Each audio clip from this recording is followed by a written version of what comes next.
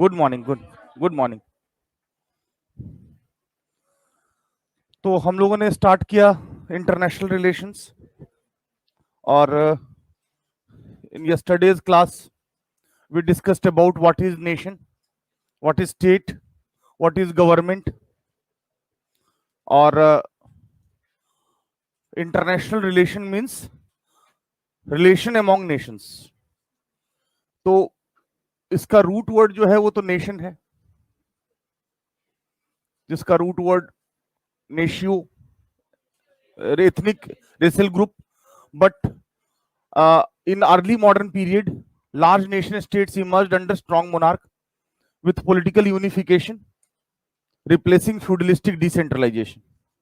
और नेशन के साथ ही ये मॉडर्न कॉन्सेप्ट है। तो इंडिया, इंग्लैंड, ब्राजील, ये सारी क्या है? नेशन स्टेट है। नेशन स्टेट है। जब एक होने की भावना होती है, चाहे वो संस्कृति के आधार पे हो, चाहे बहुसंस्कृतिकवाद के आधार पे हो, चाहे धर्म के आधार पे हो, चाहे भाषा के आधार पे हो, तो उन सदस्यों के बीच में एक राजनीतिक समुदाय चाहिए, यानी स्टेट। इसलिए नेशन स्टेट। स्टेट आप लोग देख ही चुके हैं क्या है। अब हम लोग आगे बढ़ते हैं। हम लोगों ने भी देखा कि 14th सेंचुरी में किस तरह से रिनाइसेंस यानी पुनर्जागरण, यानी तार्किकता का रिवाइवल और अंधविश्वास का खात्मा का शुरुआत हो रहा है। नहीं कि झटके से एकदम ओवरनाइट तार्किक हो जाएंगे। तो 14th सेंचुरी से रिनाइसेंस स्टार्ट हो रहा है और सबसे पहले मैकियावेली ने नेशन स्टेट का प्रयोग किया था। और मॉडर्न मींस ऑफ कम्युनिकेशन आया तो उससे लॉन्ग डिस्टेंस ट्रेड आसान हुआ। राजा के द्वारा दूर दराज के क्षेत्रों में कंट्रोल आसान हुआ। सामंतों पे, मध्यस्थों पे, बिचौलियों पे उसकी निर्भरता खत्म हुई। तो फ्यूडल एज इस तरह से डाइल्यूट होना स्टार्ट हो गया। तो 14th सेंचुरी से स्टार्ट हुआ। 15th सेंचुरी में रिफॉर्मेशन हुआ, धर्म सुधार। ऐसा नहीं कि सारे सामाजिक कुरीतियां हमारे यहां थी, वहां भी थी। रोमन कैथोलिक चर्च जो लोगों में हीन भावना भर देता था, ये कहता था कि इंसान ने पाप किया है इसीलिए धरती पे उसको फेंका गया है, और ह्यूमन एफर्ट को डाउन प्ले करना, इंडिविजुअल लिबर्टी को डिनाई करना, परंपराओं के बोझ से लाद देना, पूंजीवाद के विकास में रुकावट डालना। लेकिन जब राजा, जनता और ट्रेडर्स एक तरफ हों तो जीत किसकी होगी? धीरे धीरे इनकी होगी, ना कि फ्यूडल लॉर्ड्स और चर्च की। एक बात समझ लीजिए कि ये नास्तिकतावाद को नहीं एडवोकेट कर रहे हैं। ऐसा नहीं कह रहे हैं प्रोटेस्टेंट की गॉड नहीं है, और एक गॉड है, चर्च भी होना चाहिए, लेकिन हम चर्च को प्यूरिफाई करेंगे। इसलिए इसको प्यूरिटन मूवमेंट भी कहते हैं, रिफॉर्मेशन भी कहते हैं, प्रोटेस्टेंटनिज्म भी कहते हैं। रिफॉर्मेशन यानी धर्म सुधार। अगर सामाजिक सुधार करना है तो धर्म के अंधविश्वास को खत्म करना पड़ेगा, रैशनैलिटी लाना पड़ेगा, तार्किकता लाना पड़ेगा, वैज्ञानिक सोच लाना पड़ेगा, और यही किया इसने।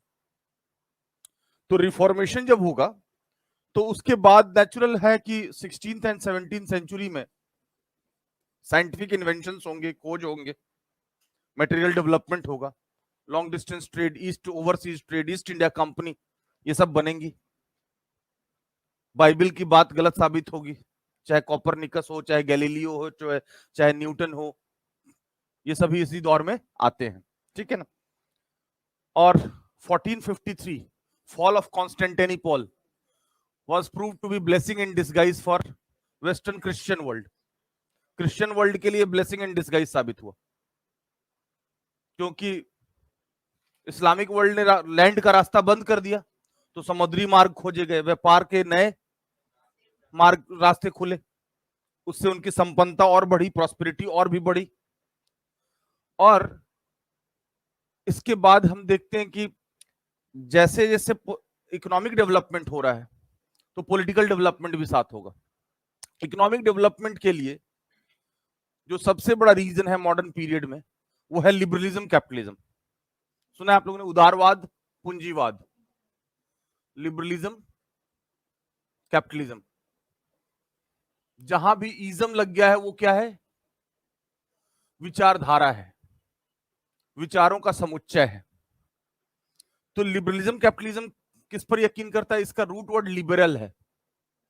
लिबरल यानी इंडिविजुअल फ्रीडम। जब इंडिविजुअल को फ्रीडम देंगे तभी उसका इनोवेशन बाहर निकलेगा, तभी उसका इंटरप्रेन्योरशिप, तभी उसका इनोवेशन, तभी उसके voyages, discoveries, enterprise, risk taking capacity. हर इंडिविजुअल में खासियत है, लेकिन वो खासियत बाहर मैनिफेस्ट नहीं हो पाती है। क्यों? क्योंकि वो उसको फ्रीडम नहीं है, परंपरा के बोझ से लदा हुआ है, या धर्म के बोझ से लदा हुआ है, या समाज के कुरीतियां, अंधविश्वास से लदा हुआ है। तो अब इंडिविजुअल फ्रीडम होगा तो risk taking capacity, voyages, discoveries, invention, innovations, scientific inventions, ये सब चीजें होंगी। इससे मटेरियल डेवलपमेंट होगा। और कैपिटलिज्म किसकी बात करता है? कैपिटल फॉर्मेशन की, कैपिटल एक्यूमुलेशन की, कैपिटल फॉर्मेशन की, कैपिटल एक्यूमुलेशन की, इन्वेस्टमेंट की, ग्रोथ की। कैपिटल फॉर्मेशन होगा तभी इन्वेस्टमेंट होगा, और इन्वेस्टमेंट से क्या होगी? जीडीपी ग्रोथ होगी, more production, more consumption, more incentive for production, more employment. तो पूंजी का निर्माण होना है तो इसके लिए कैपिटलिज्म को आना पड़ेगा और सामंतवाद को जाना पड़ेगा। सामंतवाद में लैंड बेस्ड सिस्टम है, mostly landed properties inherited, while trading capitalism and industrial capitalism से जो वेल्थ क्रिएट होता है वो दैट इज अर्नड। तो इनहेरिटेड प्रॉपर्टी या अर्नड प्रॉपर्टी, किस पर जोर होना चाहिए? अर्नड प्रॉपर्टी पे, क्योंकि अर्नड प्रॉपर्टी में आप समाज को कंट्रीब्यूट करते हैं। इनहेरिटेड में और फोर फादर से लैंड मिल गया सैकड़ों एकड़, तो उसमें आपका क्या योगदान है? तो कैपिटलिज्म लैंड बेस्ड नहीं, मतलब trade based, industry based, finance based system की बात करता है। और इस कैपिटलिज्म को सपोर्ट करते हैं एडम स्मिथ, नाम सुना है? जिन्होंने फादर ऑफ मॉडर्न इकोनॉमिक्स कहते हैं, और वेल्थ ऑफ नेशंस उन्होंने बुक लिखी। एडम स्मिथ, रिकार्डो माल्थस, सुना है नाम ये? एडम स्मिथ 1776 में इन्होंने लिखा वेल्थ ऑफ नेशंस।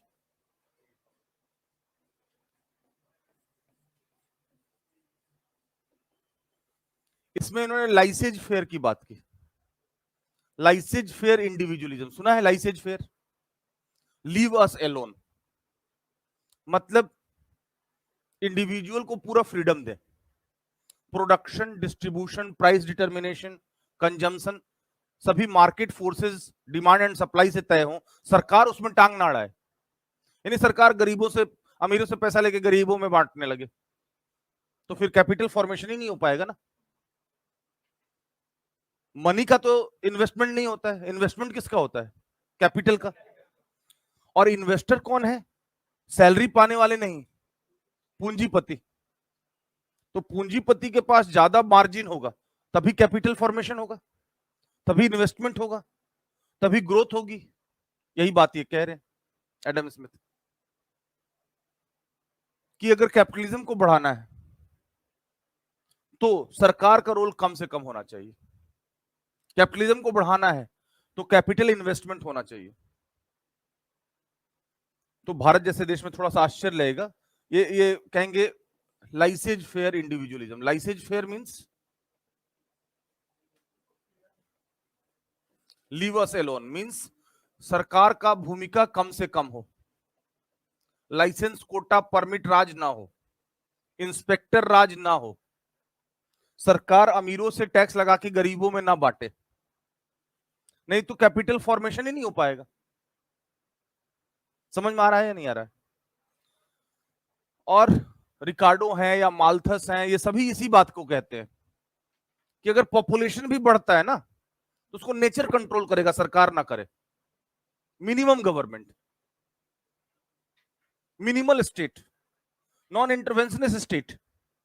देखिए इस बात को समझिए, हर इंडिविजुअल में खासियत है, लेकिन वो खासियत बाहर नहीं निकल पाती है। क्यों? क्योंकि सरकार का है कि ये नहीं कर सकते, इसके लिए लाइसेंस लीजिए, इसके लिए कोटा नहीं है, इसके लिए परमिट नहीं है, इसके लिए क्लियरेंस लेके आइए, ये करिए, तो बिजनेस हो पाएगा? बिजनेस को ग्रो करने के लिए कम से कम रेस्ट्रिक्शन सरकार का चाहिए। मोदी जी भी कहते हैं minimum government maximum governance. Minimum government, minimum government होने से क्या होता है कि सरकार का दखल, हस्तक्षेप, बंधन कम होता है, तो व्यक्ति को फ्रीडम ज्यादा मिलता है, वो नए नए काम करता है, उसमें कई काम क्लिक करते हैं नहीं। और ऐसे हमेशा इंस्पेक्टर राज रहे, लाइसेंस कोटा परमिट रहे, सरकार का दखल रहे, तो बिजनेस इनिशिएटिव सप्रेस हो जाता है। तो यही बात एडम स्मिथ भी कह रहे हैं। क्या कह रहे हैं? Production, distribution, price determination, consumption must be guided by market forces of demand and supply. Market force क्या है? Demand and supply. डिमांड ज्यादा है तो प्राइस बढ़ने दीजिए, सरकार इसमें टांग ना अड़ाए। अगर प्राइस बढ़ रहा है तो कंजम्पशन लोग खुद कम करेंगे, सरकार को टांग अड़ाने की जरूरत नहीं है। अगर सप्लाई बढ़ गया तो लोग खुद कंजम्पशन बढ़ा लेंगे कम दाम में, तो सरकार को टांग अड़ाने की जरूरत नहीं। जब सरकार टांग नहीं अड़ाएगी तभी तो कैपिटलिज्म बढ़ेगा, लाइसेंस फेयर इंडिविजुअलिज्म। समझ में आया? ये क्या कहते हैं? Production, distribution, price determination and consumption must be guided by market forces of demand and supply. Demand and supply. उनसे पूछा गया कि फिर मार्केट को कंट्रोल कौन करेगा, सरकार या इनविजिबल हैंड? तो बोलते हैं इनविजिबल हैंड, सरकार नहीं। मार्केट खुद ही अपने आप को करेक्ट कर लेती है, मार्केट खुद ही अपने आप को बैलेंस कर लेती है, सरकार की जरूरत नहीं है मार्केट को करेक्ट करने की। समझ में आया? जिसे माल्थस कहते हैं कि पॉपुलेशन अगर बढ़ रहा है, सरकार को टांग अड़ाने की जरूरत नहीं है, प्रकृति खुद ही कंट्रोल कर देगी, महामारी ला देगी, बाढ़ ला देगी, सूखा ला देगी, तो प्रकृति खुद ही कंट्रोल कर देगी, तो हमें इसकी जरूरत नहीं पड़ेगी। तो इसीलिए production, distribution, price determination, consumption must be guided by market forces of demand and supply. तो ये पूरा ट्रेंड है। शुरुआत में लॉन्ग डिस्टेंस ट्रेड, फिर ओवरसीज ट्रेड, फिर 1750 के बाद इंडस्ट्रियल कैपिटलिज्म, उसके बाद फाइनेंशियल कैपिटलिज्म। कैपिटलिज्म से ही सारा वेस्टर्न वर्ल्ड में ग्रोथ हुआ है, प्रॉस्पेरिटी आई है, वेल्थ का निर्माण हुआ है, एसेट्स बने हैं, लोगों के लिविंग स्टैंडर्ड बढ़े हैं। आज भी ठीक है, बीच बीच में क्राइसिस आ जाता है, जैसे 1929 का इकोनॉमिक डिप्रेशन, जैसे 2008 का सब प्राइम क्राइसिस, यूरोजोन क्राइसिस, तो बीच बीच में क्राइसिस आता है। वैसे एडम स्मिथ ने कहा था कैपिटलिज्म बेस्ट सिस्टम, इससे अच्छा सिस्टम कोई नहीं है। और उदारवाद, इसका हिंदी कहते हैं उदारवाद। उदार यानी फ्लेक्सिबल, रिजिड नहीं। उदार यानी non interventionist state, minimal state, न्यूनतम राज्य, राज्य का कम से कम हस्तक्षेप। उदार का मतलब टॉलरेंस, आलोचना के प्रति सहिष्णुता, टॉलरेंस टू क्रिटिसिज्म। तो उदारवाद काफी लचीला है, समय के साथ अपने आप को बदल लेता है, अडेप्ट कर लेता है, लचीला है, सहिष्णुता है, इसीलिए क्राइसिस आता भी है तो ये संभल जाता है। लेकिन सोशलिज्म, मार्क्सिज्म, वो सोवियत यूनियन बिखर गया 1991, पता है। तो ये लिबरलिज्म कैपिटलिज्म से ही ग्रोथ हो रहा है, और लिबरलिज्म कैपिटलिज्म को अच्छी तरह समझ लीजिए। लिबरलिज्म कैपिटलिज्म में एडम स्मिथ है, रिकार्डो है, माल्थस है,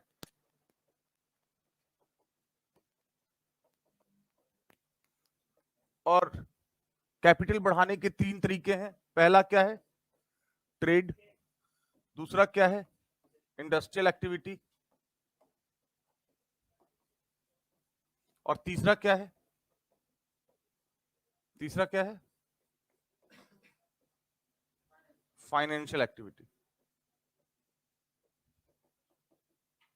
यही 3 तरीके हैं ना, इसी को ट्रेडिंग कैपिटलिज्म, इंडस्ट्रियल कैपिटलिज्म और फाइनेंशियल कैपिटलिज्म कहते हैं।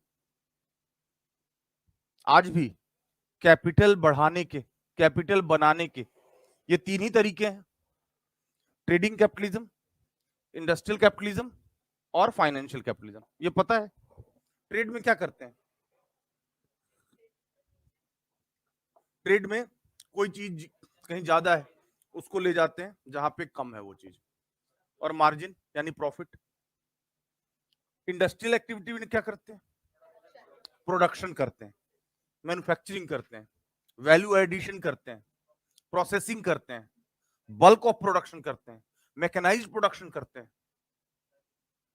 तो उसमें भले मार्जिन कम हो लेकिन वॉल्यूम ज्यादा है, तो प्रॉफिट ज्यादा इंडस्ट्रियलिस्ट को होगा या ट्रेडर्स को? इंडस्ट्रियलिस्ट को, क्योंकि इनका बल्क में प्रोडक्शन होना है। फिर है थर्ड, फाइनेंशियल कैपिटलिज्म।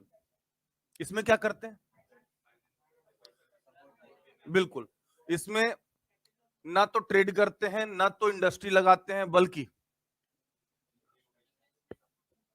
कैपिटल देते हैं, लोन देते हैं, ब्याज खाते हैं। बैंक क्या करते हैं? बैंक इन तीनों में कौन सा एक्टिविटी करते हैं? Financial activity. वो क्या करते हैं? जो आपको डिपॉजिट पे इंटरेस्ट देते हैं उससे ज्यादा इंटरेस्ट चार्ज करते हैं आपके अकाउंट पे, चाहे सेविंग अकाउंट हो या करेंट अकाउंट हो या एफडी हो, उस पर रिटर्न वो आपको 6-6.5% तक मैक्सिमम देंगे। लेकिन आप अगर लोन लेने जाएं 8 के ऊपर जाएगा, और पर्सनल लोन और ऊपर 11% से ऊपर चला जाता है। होता है ऐसा। तो बैंक कहते हैं कि हमारा रिस्क भी तो ज्यादा है, बाकी बिजनेस में सिर्फ मार्केट रिस्क है, ऑपरेशनल रिस्क है, हमारे यहाँ तो फाइनेंशियल रिस्क है। हम तो पैसे ही दे रहे हैं पैसा कमाने के लिए, और वही डूब जाए तो क्या होगा? एनपीए। एनपीए जानते हैं? कि जो अमाउंट रिकवर नहीं होता है 90 डेज के बाद, उसको अकाउंट में एनपीए कहा जाता है, बैड मनी। उसके रिकवर होने के चांसेस कम हो जाते हैं। वैसे बैंक करते हैं सेटलमेंट और रिस्ट्रक्चरिंग और ये सब करते हैं। हाँ, insolvency and bankruptcy code, structural reforms. हाँ हाँ, बहुत सारे ऐसे पॉन्जी स्कीम्स हैं जो आपको बहुत ज्यादा ऑफर करते हैं कि ये रिटर्न वो रिटर्न, शुरू में देते भी हैं और फिर नहीं, शारदा चिट फंड, बहुत सारे ऐसे केसेस हैं। तो फाइनेंशियल एक्टिविटी, फाइनेंशियल कैपिटलिज्म ये 3 तरीके से होगा, और इसका मेन फोकस है कैपिटल, इसका मेन फोकस है लिबर्टी, फ्लेक्सिबिलिटी। कैपिटलिज्म के वैल्यूज क्या है? फ्लेक्सिबिलिटी, ये लचीला है, ये रिजिड नहीं है। टॉलरेंस, ये सहिष्णुता है इसमें, इसलिए सुधार की गुंजाइश हमेशा खुला रखता है ये।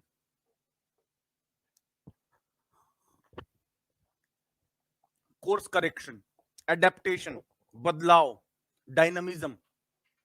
देखिए सिचुएशन हमेशा एक जैसा नहीं होता, तो कैपिटलिज्म समय समय पे अपने आप में बदलाव भी लाता है।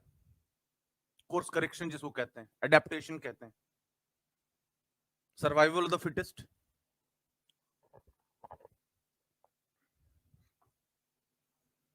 तो ये नहीं कहते हैं कि सरकार खत्म हो जाए, नहीं, सरकार रहेगा तो फिर law and order, defence, security कौन मेंटेन करेगा? तो इसलिए सरकार को जरूरी बुराई बोलते हैं, नेसेसरी इविल। नेसेसरी क्यों है? क्योंकि law and order, defence, security कौन देगा?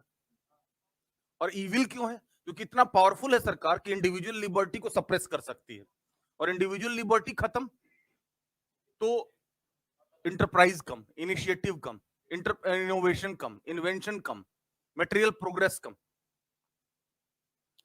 कैपिटलिज्म समझ में आया मोटे तौर पे?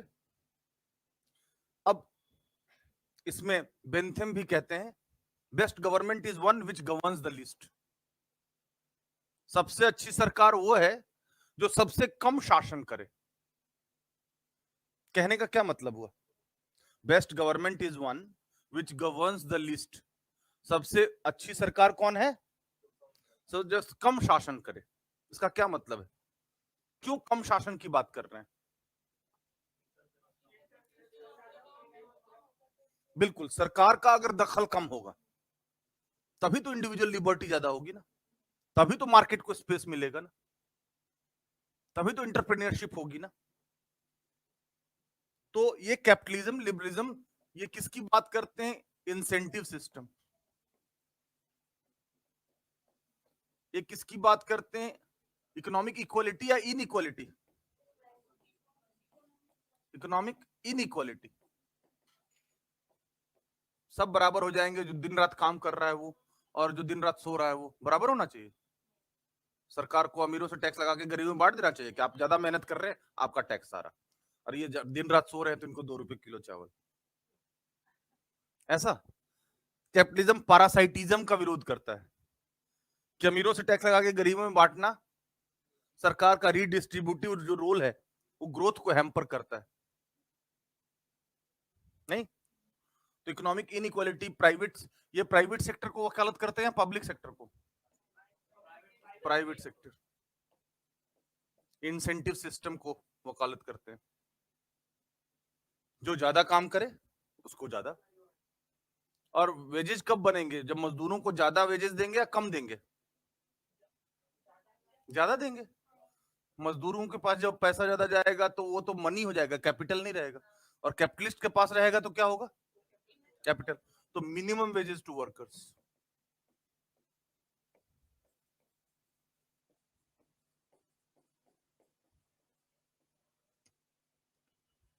मतलब मजदूरों को कम से कम वेतन। मजदूरों को इकोनॉमिक सिक्योरिटी होना चाहिए या इनसिक्योरिटी? इनसिक्योरिटी होना चाहिए, नहीं तो पैरासाइटिक हो जाएंगे, नॉन परफॉर्मिंग हो जाएंगे, लेथार्जिक हो जाएंगे, आलसी हो जाएंगे, नॉन परफॉर्मिंग हो जाएंगे। सुनने में थोड़ा अजीब लगेगा क्योंकि भारत जैसे थर्ड वर्ल्ड कंट्री में जहां वेलफेयर स्टेट है वहां पे ये सब थोड़ी बात अजीब लगेगी ना। लेकिन we partly also follow new liberal policy. Corporate tax कम करना, कैपिटल फॉर्मेशन पर जोर देना, मिनिमम गवर्नमेंट करना, नॉन मेरिटोरियस सब्सिडीज को धीरे धीरे वापस लेना, सरकार के गैर वाजिब खर्चों को कम करना, निजीकरण करना। मोदी जी पे आरोप लगता है कि सब बेच रहे हैं, रेलवे बेच रहे हैं, लैंड बेच रहे हैं, सरकार का ये बेच रहे हैं, सरकार के संसाधन बेच रहे हैं, लगता है। तो प्राइवेटाइजेशन तो 1991 में राव मनमोहन मॉडल के समय से स्टार्ट है, जो कभी फास्ट है कभी स्लो है, लेकिन है तो वही। निजीकरण तो प्रारंभ है। अब गवर्नमेंट है, गॉड नहीं। सरकार ही मिसाइल भी बनाए और सरकार ही मग्गा भी बनाए। सरकार का रोल क्या होना चाहिए? स्ट्रेटेजिक सेक्टर में, डिफेंस सेक्टर में कॉन्सेंट्रेटेड प्रेजेंस होना चाहिए। बाकी कंज्यूमर आइटम्स में, अदर्स एरियाज में प्राइवेट सेक्टर को जगह दे। ज्यादा करप्शन कहां होता है? सरकारी क्षेत्र में या प्राइवेट में? क्यों? आपका क्या जाता है? सरकार का है। वेस्टेज ज्यादा कहां होता है, सरकार में या प्राइवेट सेक्टर में? अरे हमारा क्या जाता है, आप तो रिटायर कर जाएंगे। वेस्ट होने से हमारा क्या फर्क पड़ता है? Corruption, wastage, non profit motive. ज्यादा लॉस मेकिंग कंपनीज कौन है, सरकारी या प्राइवेट? सरकारी। तभी तो प्राइवेटाइज कर रहे हैं ना। सरकार की सब्सिडी पर नालायक सेक्टर को कब तक जिंदा रखेंगे? सरकार के पास कोई अनलिमिटेड रिसोर्सेज तो है नहीं। अगर किसी नालायक सेक्टर को सब्सिडी देके जिंदा रख रहे हैं तो किसी लायक सेक्टर को काट के ही तो। समझ में आ रही है बात?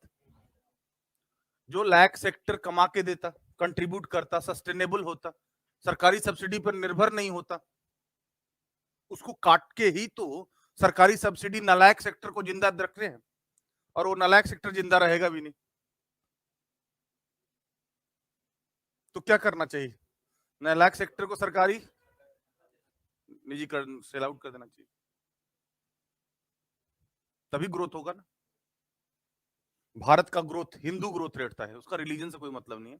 3.5%, 50s 60s 70s में कितना कम था, 90s में कहां बढ़ गया 6.5%। इकोनॉमिक रिफॉर्म्स के कारण फिर 8% भी क्रॉस कर गया, इकोनॉमिक रिफॉर्म्स के कारण। नहीं तो सरकार अगर बहुत ज्यादा, ये यही बात वो लोग, हम लोग अब कर रहे हैं, वो लोग पहले कर चुके हैं, अभी भी करते हैं। वेस्टर्न कंट्रीज में, कैपिटलिस्ट कंट्रीज में ज्यादातर प्रोडक्शन, इवन डिफेंस प्रोडक्शन भी प्राइवेट सेक्टर में है या नहीं। तो यही कैपिटलिज्म को समझना जरूरी था, क्योंकि फ्यूडलिज्म को जाना है तो कैपिटलिज्म को आना पड़ेगा और उससे ग्रोथ होगी। तो हम लोग अब इंटरनेशनल रिलेशंस में कैपिटलिज्म के बहुत इंपॉर्टेंस है, इसलिए इसको समझना अलग से जरूरी था। 14th century, 15th century, 16th century, 17th century देख ली। अब जो है, जो जैसे जैसे इकोनॉमिक डेवलपमेंट होगा, पॉलिटिकल डेवलपमेंट भी होगा। सबसे पहले इंग्लैंड यूरोपियन कंट्रीज में सबसे लीड लेगा प्रॉस्पेरिटी बढ़ने में, क्योंकि इंग्लैंड की ज्योग्राफी भी चारों तरफ से समुद्र है, शिपिंग, मैरीटाइम जो ट्रेड है उसका भी वो आगे है, उसका बॉर्डर किसी से लगता नहीं है, तो डिफेंस बजट भी कम है, ज्यादा करने की जरूरत नहीं है। तो इंग्लैंड में प्रॉस्पेरिटी बढ़ने के लिए आड़े आ रहा था राजा जेम्स फर्स्ट और वहां के जो कैथोलिक चर्च वाले थे वो।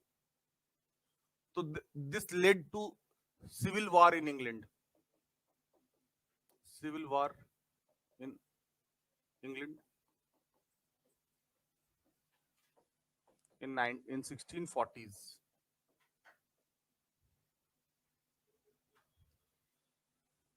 इसमें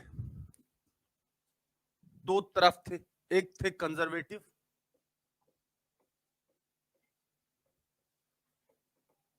कैथोलिक वर्सेस प्यूरिटन्स और प्रोटेस्टेंट।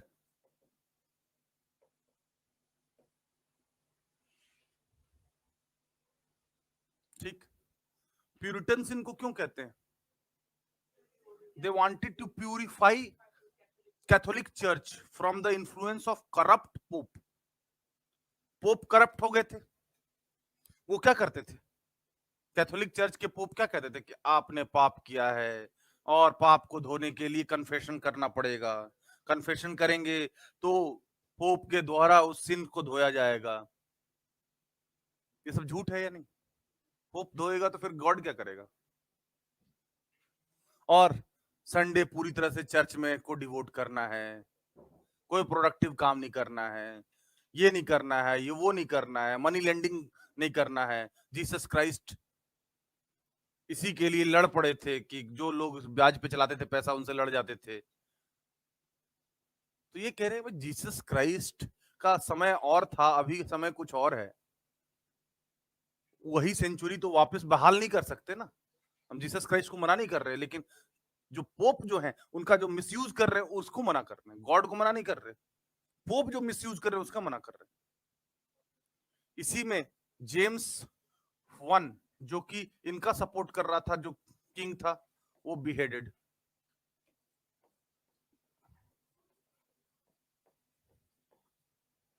इससे इनको बूस्ट मिला, इससे इनको बूस्ट मिला और इनको जेम्स वन तो इनको सपोर्ट कर रहे थे। राजा को पहली बार सिर कलम कर दिए लोगों ने, क्योंकि ये लोगों का मूवमेंट था। तो इधर इसको सपोर्ट कर रहे थे रॉयलिस्ट, राजघराने के लोग, और इसको सपोर्ट कर रहे थे पार्लियामेंटेरियंस, जनता के नुमाइंदे। तो ये तो आंशिक जीत है, वास्तविक जीत, पूर्ण जीत ग्लोरियस रिवॉल्यूशन से होगा। सुना है आप लोगों ने ग्लोरियस रिवॉल्यूशन? सुना है? गौरवमयी क्रांति। कहां हुई, कब हुई, उसका क्या रिजल्ट हुआ, और उसके बाद इंग्लैंड ने पीछे मुड़कर कभी वापस नहीं देखा सेकेंड वर्ल्ड वॉर तक। सेकेंड वर्ल्ड वॉर के बाद फिर उसको नुकसान होगा, लेकिन उसके बाद सेकेंड वर्ल्ड वॉर तक वो पीछे मुड़कर नहीं देखेगा इंग्लैंड। जेम्स वन के मारने से ये क्लियर हो गया कि अब इंग्लैंड में चलेगी किसकी, प्रोटेस्टेंट की, कैथोलिक चर्च के इन्फ्लुएंस, क्योंकि इंग्लैंड के लोग चाहते हैं कि हम प्रॉस्पेरस हों, हमारी प्रॉस्पेरिटी में, हमारी संपन्नता में, हमारी अमीरी में कोई आड़े ना आए। अगर राजा भी आड़े आएगा तो जाएगा नहीं, हाँ, उसको भी मार दिया। लेकिन फाइनल ब्लो जो है, वो फाइनल जीत जो है वो होती है 1688 में, ग्लोरियस रिवॉल्यूशन। ये 17th सेंचुरी की बात कर रहे हैं, कहां की, इंग्लैंड की। इंग्लैंड वो मॉडर्न टाइम पीरियड में, चाहे कैपिटलिज्म हो, चाहे ट्रेड हो, चाहे इंडस्ट्रियल एक्टिविटी हो, चाहे इंडस्ट्रियल कैपिटलिज्म हो, चाहे प्रोटेस्टेंटिज्म हो, सब में सबसे आगे वही रहेगा। तो सबसे आगे वही निकल जाएगा, जो सबसे आगे निकल जाएगा, तो बाकी राइवल सबसे किसका टांग खींचना ज्यादा चाहेंगे, इंग्लैंड का।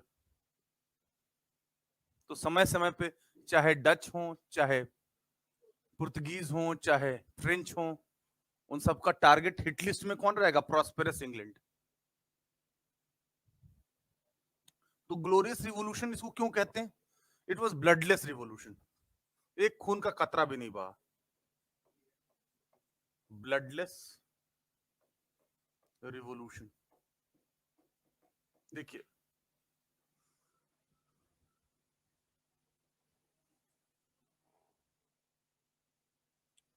1688 में जो राजा थे, उनकी बेटी का नाम था मैरी टू, जिनकी शादी हुई थी फर्डिनांड ऑफ ऑरेंज, हॉलैंड के राजकुमार से। वो प्रोटेस्टेंट को मानते थे, हॉलैंड वाले।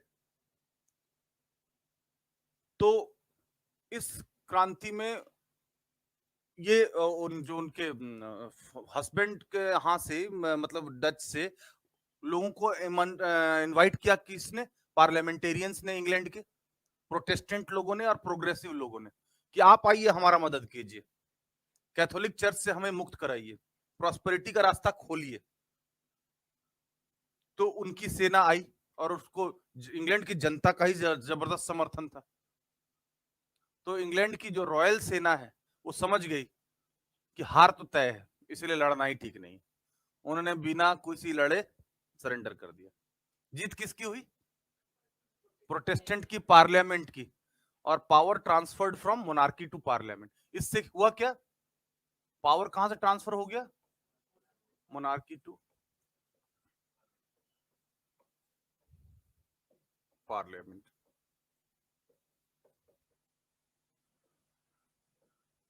पावर ट्रांसफर,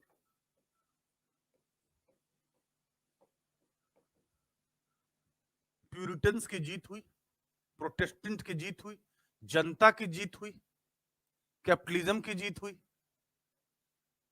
और हार किसकी हुई, रोमन कैथोलिक। इस हार को परमानेंट करने के लिए एक और प्रोविजन किया गया, अब से रॉयल फैमिली का कोई भी पर्सन किसी कैथोलिक पर्सन से शादी नहीं करेगा।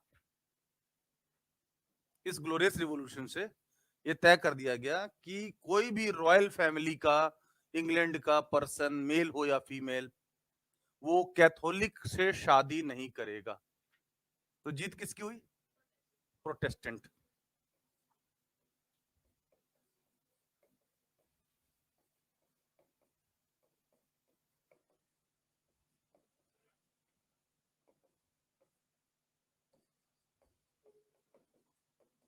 ये बैन 2015 तक चला, 2015 तक, इसलिए तो इररेलेवेंट हो गया, अब तो इंग्लैंड बहुत आगे निकल गया, बहुत सा समय बीत गया। लेकिन ये बैन लीगल था 2015 तक, कि ना कैथोलिक से शादी होगी और ना कैथोलिक का इन्फ्लुएंस बढ़ने का कभी गुंजाइश बढ़ेगा। ठीक है ना?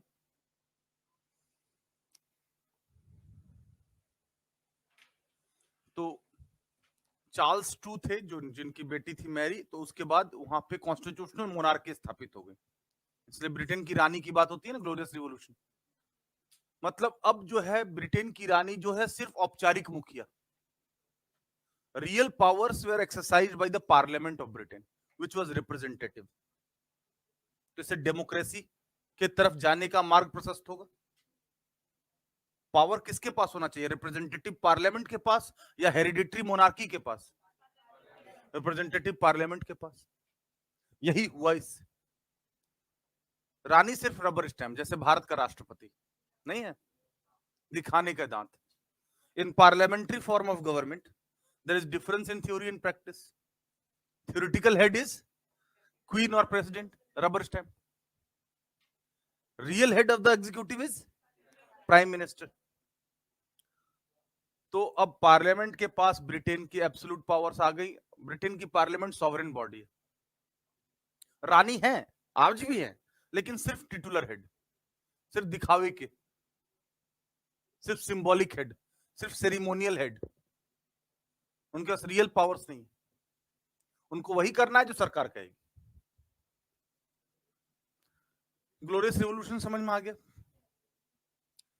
इसके बाद इंग्लैंड ने पीछे मुड़कर कभी नहीं देखा। इंग्लैंड तो पहले से ही लीड ले चुका था। 1600 में ही ईस्ट इंडिया कंपनी जो थी उसको रानी ने दिया था चार्टर, एलिजाबेथ फर्स्ट ने। चार्टर मतलब letter of authorisation to trade with east. तो भारत में व्यापार करना स्टार्ट कर दिया था उन्होंने। और ओवरसीज ट्रेड क्यों किया था? क्योंकि इंग्लैंड का यूनिफिकेशन पहले हो गया। अब लॉन्ग डिस्टेंस ट्रेड से जो फायदा हुआ तो प्रॉस्पेरिटी, और प्रॉस्पेरिटी की भूख को बढ़ाती है, नहीं अमीरी की भूख को और बढ़ाती है। जब देखा कि अरे पहले तो लोकल ट्रेड कर रहे थे, फ्रेगमेंटेशन था, तो बहुत प्रॉफिट नहीं के बराबर था। अब लॉन्ग डिस्टेंस ट्रेड क्यों हुआ? पॉलिटिकल यूनिफिकेशन हो गया, नेशन स्टेट बन गए, तो अब ओवरसीज ट्रेड करते, नए रास्ते भी खुल गए। कॉन्स्टेंटिनोपल के बाद नए नए रास्ते खुल गए, नए नए व्यापार का स्रोत खुल गया, नए रिसोर्सेज उनके हाथ लग गए, तो और व्यापार करेंगे। इस समय भारत में ग्रेट मुगल्स थे, तो वो पॉलिटिकल पावर के लिए नहीं, वो तो ट्रेड के लिए।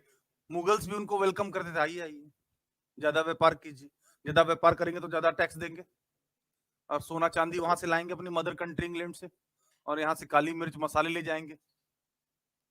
वहां की रानी को भी फायदा, वहां की जनता को भी फायदा, ट्रेडर्स को भी फायदा, भारत को भी फायदा, भारत के मुगल राजाओं को भी फायदा, सबको फायदा ही फायदा।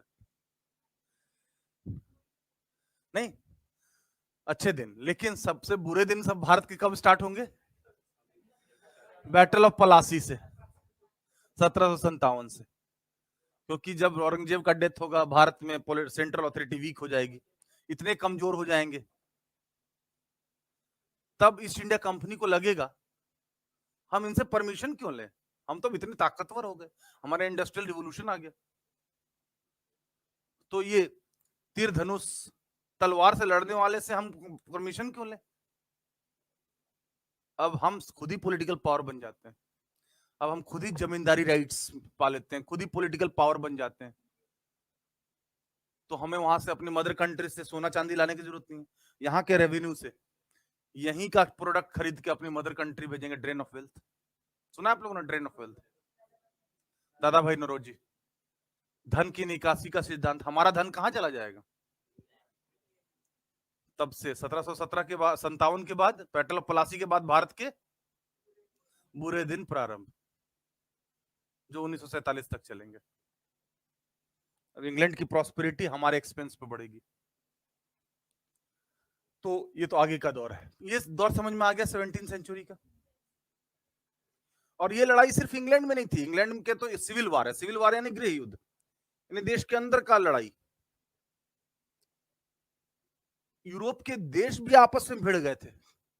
कुछ देश कैथोलिक को मान रहे हैं, कुछ प्रोटेस्टेंट को मान रहे हैं। जैसे मैंने बोला था ना, डच, जो ब्रिटेन, अब राजघराने के लोगों के राजघराने में शादी होगी ना, सामान्य लोगों से शादी नहीं होगी, चाहे वो किसी दूसरे देश के हो, उनसे नीचे वाले से तो करेंगे नहीं। तो उनकी शादी हुई थी किन, फर्डिनांड ऑफ ऑरेंज यानी हॉलैंड के राजकुमार से। तो पूरे यूरोप में जो रूलिंग क्लास है वो भी बटा हुआ था। कुछ लोग कह रहे थे कैथोलिक ठीक है, कुछ लोग कह रहे थे प्रोटेस्टेंट ठीक है। ठीक है, तो इसी कारण से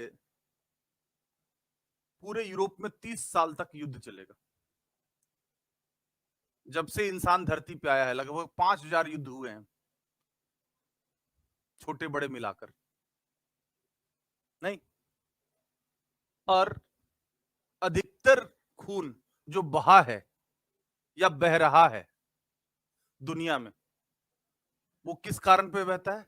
धर्म के आधार पर। बिना धर्म के ही बहता है, लेकिन ज्यादातर जो युद्ध हुए हैं, ज्यादातर जो खून बहा है या बह रहा है, आज भी अगर दुनिया को देखें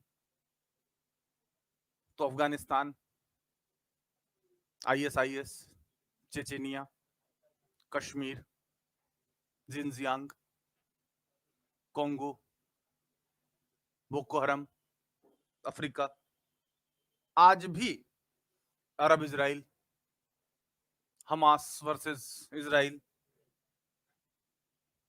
आज भी ज्यादातर खून किस लिए बह रहा है? टेररिज्म, धर्म के आधार पर, या कल्चरल इंटॉलरेंस, या कॉम्युनल राइट्स। धर्म के आधार पर ज्यादा खून क्यों बहता है? क्योंकि धार्मिक मान्यताएं ज्यादा घर की रहती हैं, डीप रूटेड होती हैं। नहीं, इसीलिए धर्म के आधार पर खून बहता आया है और बहता रहा है। और ऐसा सिर्फ ऐसा नहीं कि यूरोपीय देश पहले से ही आगे थे, वहां भी हुआ। ऐसा नहीं कि यूरोपीय देश शुरू से ही आगे थे, वो भी अंधकार युग में थे। उनका भी मॉडर्नाइजेशन 14th सेंचुरी से हुआ, वहां भी टसल हुआ। वहां भी जो डेवलपमेंट है एक दिन में नहीं हुआ। कैपिटलिज्म आया, प्रॉस्पेरिटी आई, फिर पॉलिटिकल डेवलपमेंट होगा। तो सिविल वॉर तो इंग्लैंड में हुआ ही, और देशों के बीच में भी हुआ। इसको कहते हैं कैथोलिक प्रोटेस्टेंट वॉर। कैथोलिक जो इतने लंबे समय से चल रहा है, अपने हार मान लेगा आसानी से? वो लड़ेगा ना, और रॉयल फैमिली का भी सपोर्ट लेगा कि देखिए जो चल रहा है उसको चलने दीजिए। प्रोटेस्टेंट आ जाएगा तो जनता इंपावर हो जाएगी, आपके राज शक्ति को भी खतरा हो जाएगा। कुछ राजा तो प्रोग्रेसिव थे, मान गए कि नहीं नहीं हमें प्रोटेस्टेंट को मानना पड़ेगा। कुछ बोल रहे थे नहीं नहीं, इससे फिर लोकतंत्र आ जाएगा, प्रजातंत्र आ जाएगा, फिर आपका राजतंत्र का क्या होगा? जैसा चल रहा चलने दीजिए। तो इसी चक्कर में क्या हुआ, 30 years ऑफ वॉर सुना है?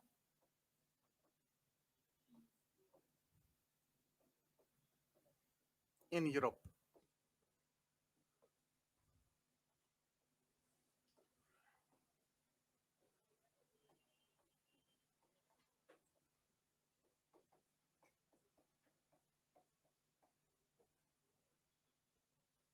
ये बेसिकली वॉर क्या है? Catholic Protestant war.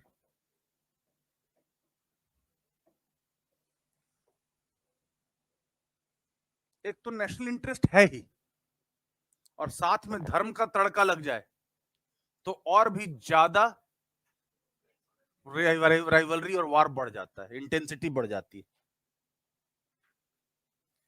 क्योंकि हर कंट्री चाहता है, जो 6 to 7 यूरोपियन कंट्रीज हैं, they were dominating the world politics. The world politics का सेंटर क्या है? जो 6 to 7 यूरोपियन कंट्रीज हैं, वो 1600 to 1900 balance of power system में करेंगे। तो इस वार में 30 साल तक चलेगा। और वार ऑलवेज ब्रिंग्स ट्रेजेडी, वार ऑलवेज ब्रिंग्स कोलेटरल डैमेज। वार कोई भी हो, उसमें जान माल का क्षति होता है, जीतने वाले का भी क्षति होता है नहीं? 30 साल तक लगातार लड़ते रहे, लड़ते रहे, लड़ते रहे, लड़ते रहे, लड़ते रहे, तब इनको समझ में आया ऐसे तो लड़ लड़ के खत्म हो जाएंगे। ऐसे तो लड़ लड़ के खत्म हो जाएंगे, तो कोई रास्ता खोजना पड़ेगा। तो क्या रास्ता खोजा कि नहीं, प्रोटेस्टेंट नहीं है। बहुत सारे लोग अभी कैथोलिक, बहुत सारे देश अभी कैथोलिक ही है। जैसे फ्रांस है, कैथोलिक ही है। पुर्तगाल है, कैथोलिक है। इंग्लैंड प्रोटेस्टेंट हो गया। मैंने बोला ना, कोई भी फिनोमिनन सिमेट्रिकल नहीं है। एक साथ एक समय एक जगह एक ही चीज यूनिफॉर्म रूप से नहीं है। तो इस वार के बाद इनको एक सीख मिलेगी कि ऐसे हम लड़ते रहे तब तो सब बर्बाद हो जाएंगे, क्योंकि यूरोपीय देश में अंतर 19-20 का है, कोई है नहीं थर्ड वर्ल्ड कंट्री के इनको गुलाम बना लेंगे, कि डच को गुलाम बना लेंगे, कि इंग्लैंड जो है फ्रांस को गुलाम बना लेगा, ऐसा नहीं है। तो इनको एक सीख मिलेगी और फिर फाइनली एक सेटलमेंट होगा। ट्रीटी ऑफ वेस्टफेलिया सुना है आप लोगों ने? कब हुआ था?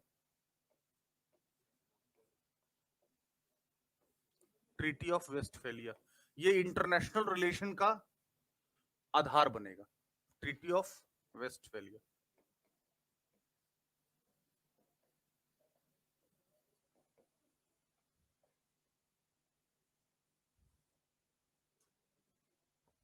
इस ट्रीटी से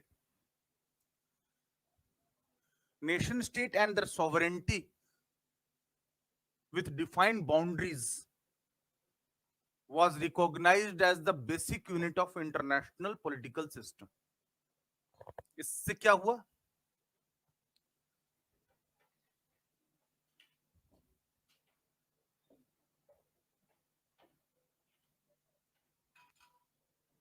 इससे क्या हुआ? Nation state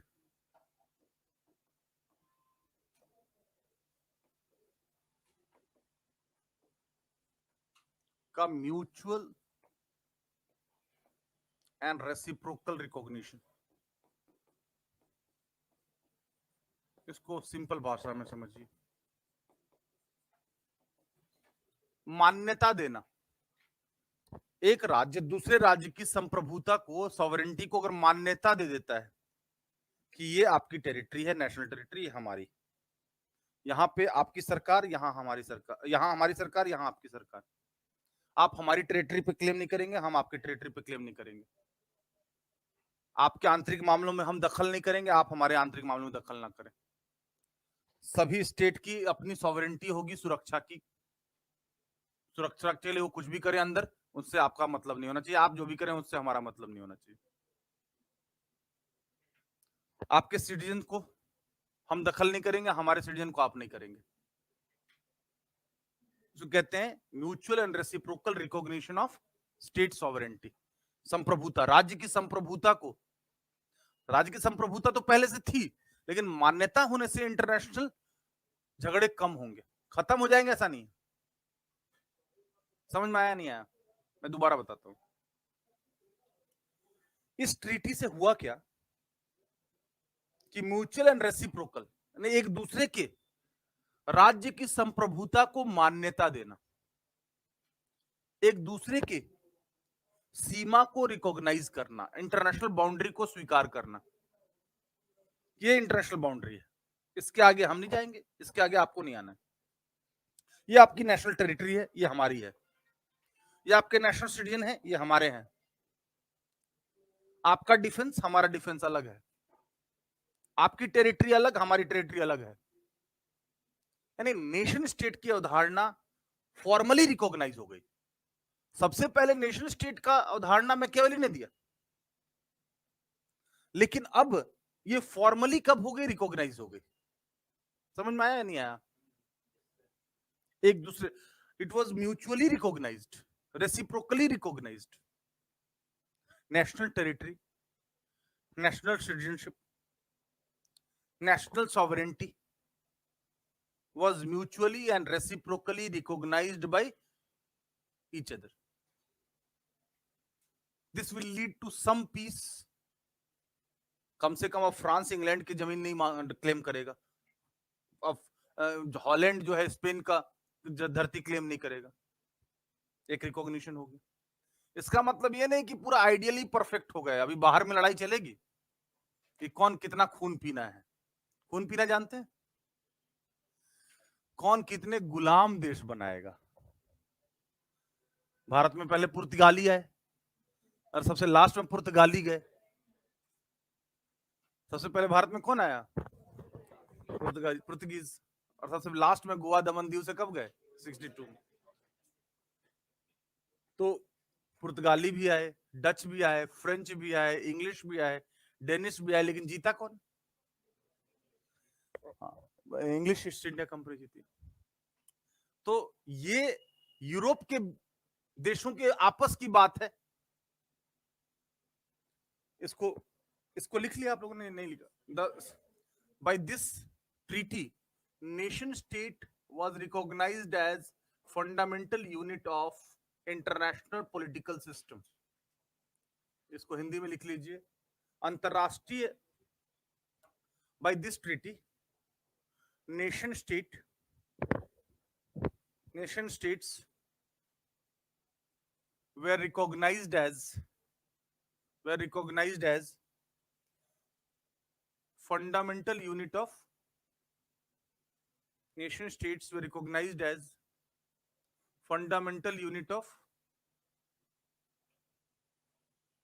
international political system। Nation states were recognized as fundamental unit of international political system। Nation states were recognized as fundamental unit of international political system। इसके द्वारा म्यूचुअल एंड रेसिप्रोकल, इसको हिंदी में लिखना चाहें, इस ट्रीटी ऑफ वेस्टफेलिया से, इस समझौते से राष्ट्र राज्य को अंतरराष्ट्रीय राजनीतिक व्यवस्था का आधार स्वीकार कर लिया गया।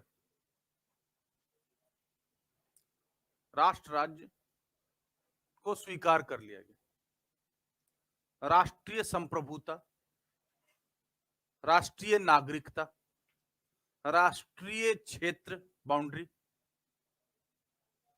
राष्ट्रीय सुरक्षा और राष्ट्रीय हित की अवधारणा स्थापित हो गई। समझ में आ गया? By this national interest, national sovereignty, national citizenship, national territory, etc. were recognized। national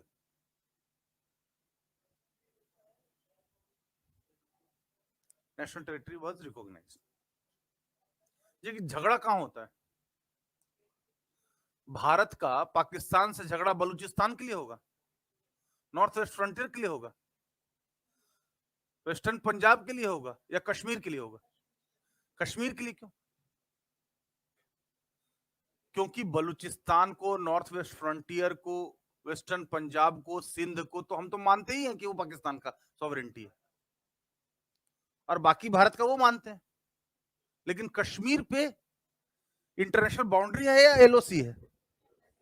LOC is not international boundary. International boundary उसको कहते हैं जहां देश एक दूसरे की संप्रभुति को, सॉवरेंटी को, टेरिटरी को, डिमार्केशन को मान्यता दे देते हैं कि हाँ हम मान्यता देते हैं, इसके आगे हम नहीं जाएंगे, इसके आगे आपको नहीं आना। इसी तरह से भारत और चाइना के बीच में बॉर्डर डिस्प्यूट, वो कर्नाटका को लेके है कि कर्नाटका का टेरिटरी चाइना कह रहा है कि हमारा है। कहां का बोल रहा है? नॉर्थ ईस्ट का, जो अरुणाचल प्रदेश का क्षेत्र है और जो लद्दाख वाला क्षेत्र है, उसको बोल रहा है ना, और हम बोल रहे हैं हमारा है। वहां एलएसी है, लाइन ऑफ एक्चुअल कंट्रोल, ना कि इंटरनेशनल बाउंड्री। तो जहां एक मान्यता मिल जाती है एक दूसरे से, जैसे हम तो तिब्बत को अब क्लेम नहीं करते। Tibet autonomous region was already recognised by India as integral part of China in 1954।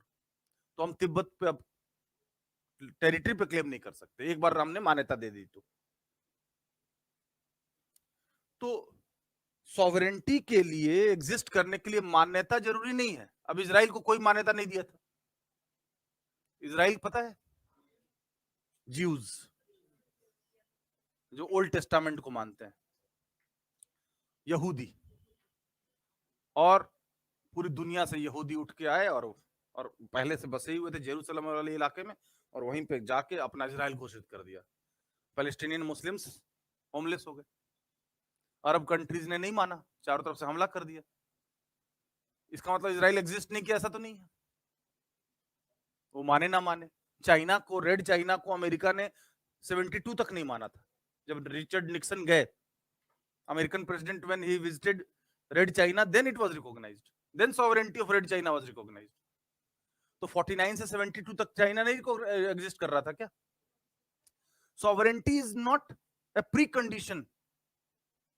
Recognition of sovereignty is not a precondition for existence, but it is necessary for stability of relations. समझ में आया नहीं आया? कि संप्रभुता एक दूसरे की अगर मान लेते हैं तो झगड़ा नहीं होगा, वार नहीं होगा।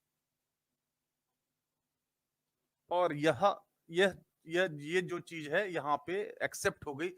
जैसे इस बिल्डिंग का बेसिक बिल्डिंग यूनिट क्या है? ब्रिक्स है, बाकी भी चीजें हैं, सीमेंट है, मोटार है, ये है, लेकिन बेसिक बिल्डिंग ब्लॉक क्या है? वैसे इंटरनेशनल पॉलिटिकल सिस्टम का मान लिया गया कि नेशन स्टेट क्या हो गए? Basic building block.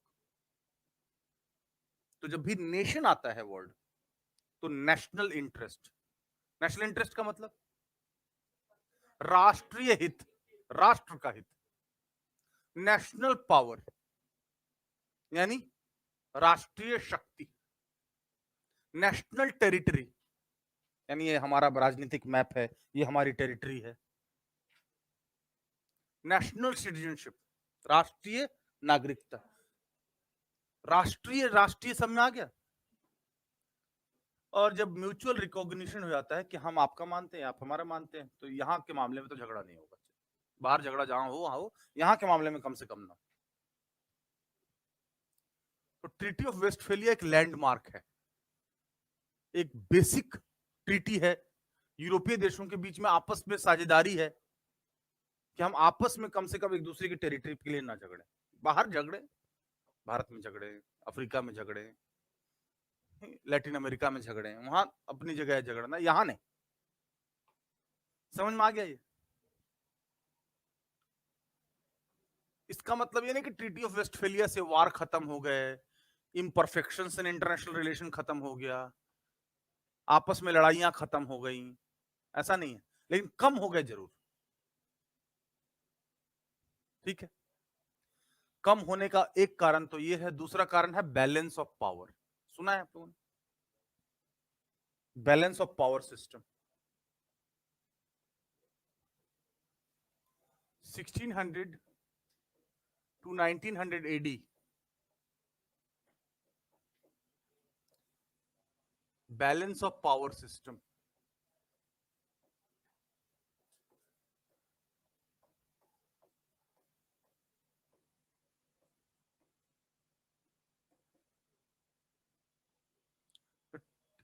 Typical European system.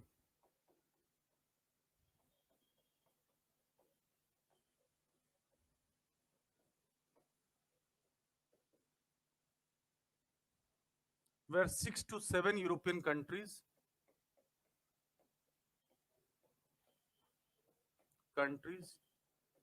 were dominating.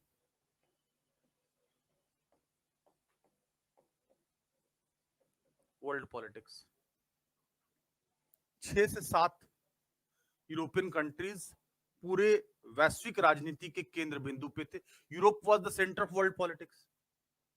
बाकी देश तो जो एशिया के हैं, अफ्रीका के हैं, लैटिन अमेरिका के हैं, इतने कमजोर हैं, नॉन इंडस्ट्रियलाइज्ड हैं, वहां ना कैपिटलिज्म है, ना ग्रोथ है, ना प्रॉस्पेरिटी है, ना यूनिफिकेशन है, ना मजबूती है, कुछ भी नहीं। तो बाद में तो उनको गुलाम ही बना लेंगे सब। ऐसा नहीं भारत को ही गुलाम बनाएंगे, एशिया के, अफ्रीका के, लैटिन अमेरिका के जो भी कमजोर देश हैं, कॉलोनीज बना देंगे उनको। कॉलोनीज जानते हैं? हाँ, ब्रिटिश, भारत जैसे ब्रिटिश कॉलोनी थी। कॉलोनी किसको कहते हैं? What is colony?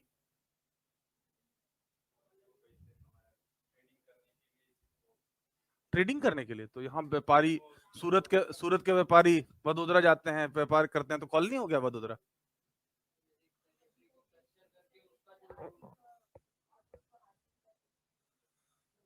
आर्थिक प्रभुत्व हासिल कर ले तो उसको क्या कहेंगे?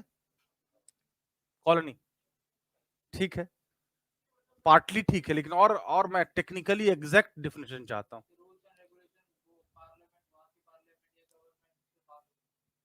रूल्स एंड रेगुलेशन वहां के पार्लियामेंट से पास होगी, ठीक है, ये भी सही है। और क्या फीचर्स होते? ये बात तो सही है, कॉलोनी विक्टिम है और कॉलोनाइजर जो है, इंपीरियल कंट्री है, वो असॉल्ट करने वाला है, वो मारने वाला है, और मरने वाले कौन है? कॉलोनी। कॉलोनी पीड़ित है, त्राहिमाम है, एक्सप्लॉइटेड है, शोषित है, और इंपीरियल कंट्री शोषक है। ये बात तो तय है। लेकिन कॉलोनी एग्जैक्टली कहते किसको है? बोलते हैं ना, यहाँ पे ये दूर दराज के क्षेत्र में, आदिवासी क्षेत्र में कॉलोनी बस गई, तो कॉलोनी का एग्जैक्ट मीनिंग क्या होता है? Local population. कॉलोनी का एग्जैक्ट मतलब होता है exporter of raw material of lesser value and importer of finished product industrial product of higher value. Colony का मतलब जो आलू बेचे और अंकल चिप्स खरीदे। समझ में आया? भारत कॉलोनी था ब्रिटेन का, क्योंकि भारत से कच्चा माल जाते थे और वहां से फिनिश प्रोडक्ट बन के यहां आते थे। तो फायदा, बैलेंस ऑफ ट्रेड किसके फेवर में रहेगा? जो कच्चा माल बेचेगा या जो फिनिश प्रोडक्ट बेचेगा? Finish product. इसको कहता है hungry mills of Lancashire and Manchester, were eating primary products of India and were purging finish product in India. समझ में आया? जो लंकाशायर और मैनचेस्टर की, इंग्लैंड की जो मिलें थी, भूखी मिलें थी, वो भारत का प्राइमरी प्रोडक्ट्स खाती थी और पर्ज करती थी क्या? Finish product. यानी भारत में ब्रिटिश क्लॉथ्स बिकते थे, और कॉटन कहां से ले जाते थे? यहां से। तो हमारी चीज हमारे को बेच रहे हैं, लेकिन प्रोसेस करके। तो हाँ, बड़े दाम पे, बिल्कुल, क्योंकि फिनिश प्रोडक्ट, इंडस्ट्रियल प्रोडक्ट का वैल्यू हमेशा ज्यादा होगा। कभी ऐसा हो सकता है कि प्राइमरी प्रोडक्ट का वैल्यू ज्यादा हो जाए, किसानों का आलू महंगा हो जाए और इंडस्ट्रियलिस्ट का चिप सस्ता हो जाए? ऐसा होगा? किसानों का टमाटर महंगा हो जाए और इंडस्ट्रियलिस्ट का जो ये सॉस है वो महंगा, वो सस्ता हो जाए? ऐसा होगा कभी? कभी नहीं होगा। कॉटन किसान जो उपजा रहे हैं वो सस्ता हो जाए और जो कपड़े बना रहे हैं इंडस्ट्रियलिस्ट वो सस्ता हो जाए? ऐसा कभी होगा? ना देश के अंदर, ना देश के बाहर, ना देशों के बीच में ऐसा कभी ना हुआ है, ना होगा। है या नहीं? Industrial product, value added product, processed product, manufactured product, value, उनका वैल्यू एडिशन ज्यादा होता है, उनका मॉनेटरी वैल्यू ज्यादा होता है बजाय प्राइमरी प्रोडक्ट के। अब तो वैट जो है वो मानता ही है कि मैन्युफैक्चरिंग हो कि सेल्स हो, है तो वैल्यू एडिशन है, इसलिए वैट लाया गया। नहीं, वैल्यू एडिशन ही तो है। तो 6 to 7 यूरोपियन कंट्रीज में कौन कौन से थे? इंग्लैंड तो था ही पहला, इंग्लैंड, फ्रांस, और कौन था? डच, बिल्कुल, स्पेन, पोर्टुगल, ऑस्ट्रिया हंगरी, 1 2 3 4 5 6, प्रसिया। प्रसिया मतलब जो बाद में जाके जर्मनी के यूनिफिकेशन के बाद वो जर्मनी हो जाएगा। यही मेन रोल प्ले कर रहे थे, बाकी देश थे छोटे छोटे। अब आप बोलेंगे बड़े देश में तो रसिया भी था बड़ा, लेकिन एग्रेरियन था और कमजोर था। तो बाद में इंटरनेशनल पॉलिटिक्स में आएगा। जर्मनी, जब जर्मनी और इटली तो अभी यूनिफाई हुए भी नहीं थे। बिस्मार्क का नाम सुना है आप लोगों ने? जर्मनी को एक किसने किया? बिस्मार्क ने किया। कब किया? 1871। कितना लेट? उससे पहले जर्मनी टुकड़े में बटा हुआ था, इटली टुकड़े टुकड़े में बटा हुआ था, रसिया नॉन इंडस्ट्रियलाइज था, और ईस्टर्न यूरोपियन कंट्रीज की तो बात ही क्या है, वो तो ऑटोमन अंपायर के अंदर था। Poland, Hungary, Czechoslovakia, Romania, Bulgaria, Latvia, Lithuania, Estonia. World map देखा है आप लोगों ने? ईस्टर्न यूरोप के जो देश थे वो तो मुस्लिम, वो युगोस्लाविया, वो सब तो ऑटोमन अंपायर मुस्लिम रूल के अंदर थे ना, टर्की, इस्तांबुल, जो आज इस्तांबुल देख रहे हैं वो कॉन्स्टेंटिनोपल था, वहां तो ऑटोमन अंपायर, मुस्लिम वर्ल्ड, मुस्लिम अंपायर। ये बात अलग है कि बाद में मुस्लिम्स मॉडर्नाइज नहीं कर पाए और ये मॉडर्नाइज भी कर लिया इन्होंने, ईस्ट इंडिया कंपनी भी बना दी, ट्रेड भी कर लिया, इंडस्ट्रियल रिवोल्यूशन भी आ गया, कॉलोनीज भी बना ली, बहुत इतने मजबूत हो गए कि फर्स्ट वर्ल्ड वॉर से पहले अब वो इस्लामिक वर्ल्ड का जो टर्की था धाराशाही हो जाएगा और ये सब देश उन पे कब्जा कर लेंगे। मजबूत ही कमजोर पे कब्जा करेगा ना। तो ये बैलेंस ऑफ पावर सिस्टम है, जैसा नाम से सजेस्ट हो रहा है। What is balance of power system?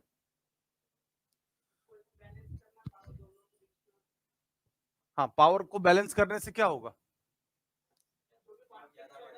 उस समय कोई लीग ऑफ नेशन, कोई यूनाइटेड नेशन, कोई कलेक्टिव सिक्योरिटी नाम की तो चीज थी नहीं।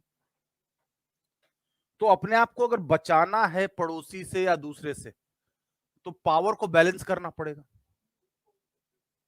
नहीं, अगर पावर में इम्बैलेंस हो गया तो मजबूत क्या करेगा? कमजोर को दबा देगा।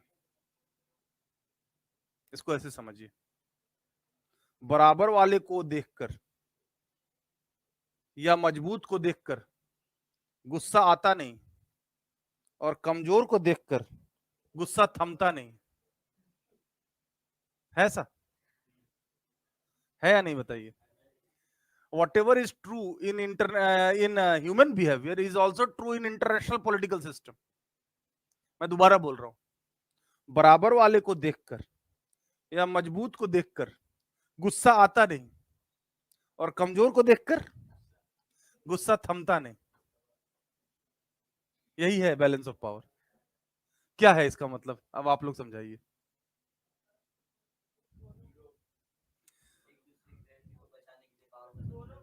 पावर का संतुलन बनाए रखना, क्योंकि पावर अगर इम्बैलेंस हुआ तो मजबूत कमजोर को छोड़ेगा नहीं। आज जैसा तो था नहीं कि यूनाइटेड नेशन है, कलेक्टिव सिक्योरिटी है, कि सद्दाम हुसैन ने कुवैत पे हमला कर दिया तो सारे देश मिलकर उसकी सॉवरेनिटी को रिस्टोर करेंगे। आज जैसा तो था नहीं कि कलेक्टिव सिक्योरिटी, सामूहिक सुरक्षा, वो तो था नहीं। तो अपनी सुरक्षा किसके हाथ? भगवान के हाथ या बैलेंस के हाथ? बैलेंस के हाथ। अपनी सुरक्षा किसके हाथ? लीग ऑफ नेशन के हाथ, यूनाइटेड नेशन के हाथ, भगवान के हाथ या बैलेंस के हाथ? बैलेंस के हाथ। यही बात।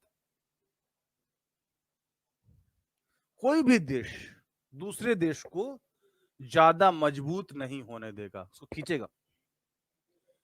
क्योंकि अगर उसको समय मिल गया, ब्रीदिंग टाइम मिल गई और वो पावरफुल हो गया, फिर क्या करेगा? तो war was the symptom of imbalance. War कब लड़ते हैं? जब जीत श्योर हो। जीत श्योर कब होती है? जब पावर कैलकुलेशन में ज्यादा अपने आप को पावरफुल पाते हैं। नहीं तो अब पावर पे चलते हैं, पावर पॉलिटिक्स पे चलते हैं। क्योंकि रियलिज्म में जो पॉलिटिकल थ्योरी है रियलिज्म की, यथार्थवादी सिद्धांत, यानी पावर पॉलिटिक्स, वो कहती है कि पॉलिटिक्स के सेंटर में क्या है? पावर। ये कोई आदर्श नहीं, कोई फिलॉसफी नहीं, दूसरी चीज नहीं। पॉलिटिक्स के सेंटर में क्या है? Power. Power plays the same role in politics as money play in market. Money से आप मार्केट में कुछ भी खरीद सकते हैं और पावर से पॉलिटिक्स में कोई भी ऑब्जेक्टिव पूरा कर सकते हैं। Power politics. Power is the centre of politics. Power is the and in itself. Power साधन नहीं है किसी साध्य का, और अपने आप में साध्य है। पावर आ गया, सब कुछ आ गया। और ये कहते permanent friends and foes in politics, only permanent interest. राजनीति में कोई परमानेंट दोस्ती दुश्मनी नहीं होती, केवल इंटरेस्ट परमानेंट होता है। और कहते हैं politics is the game of possibility. Politics संभावनाओं का खेल है।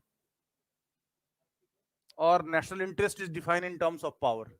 राष्ट्रीय हित क्या है? राष्ट्रीय पावर ही बढ़ाना नेशनल इंटरेस्ट। पावर बढ़ गया, सब चीज अपने आप आ जाएंगे, पीछे पीछे अपने आप आ जाएंगे। बाकी कर सबके पीछे की जाने की जरूरत नहीं है, केवल पावर बढ़ाना है, बाकी सब चीजें अपने आप आ जाएंगी। तो पावर पॉलिटिक्स, पावर होता क्या है, अब आप ये बताइए, व्हाट इज पावर?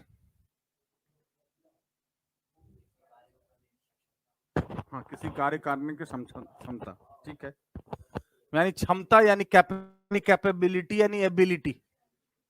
पावर एक एबिलिटी है, किस तरह की एबिलिटी?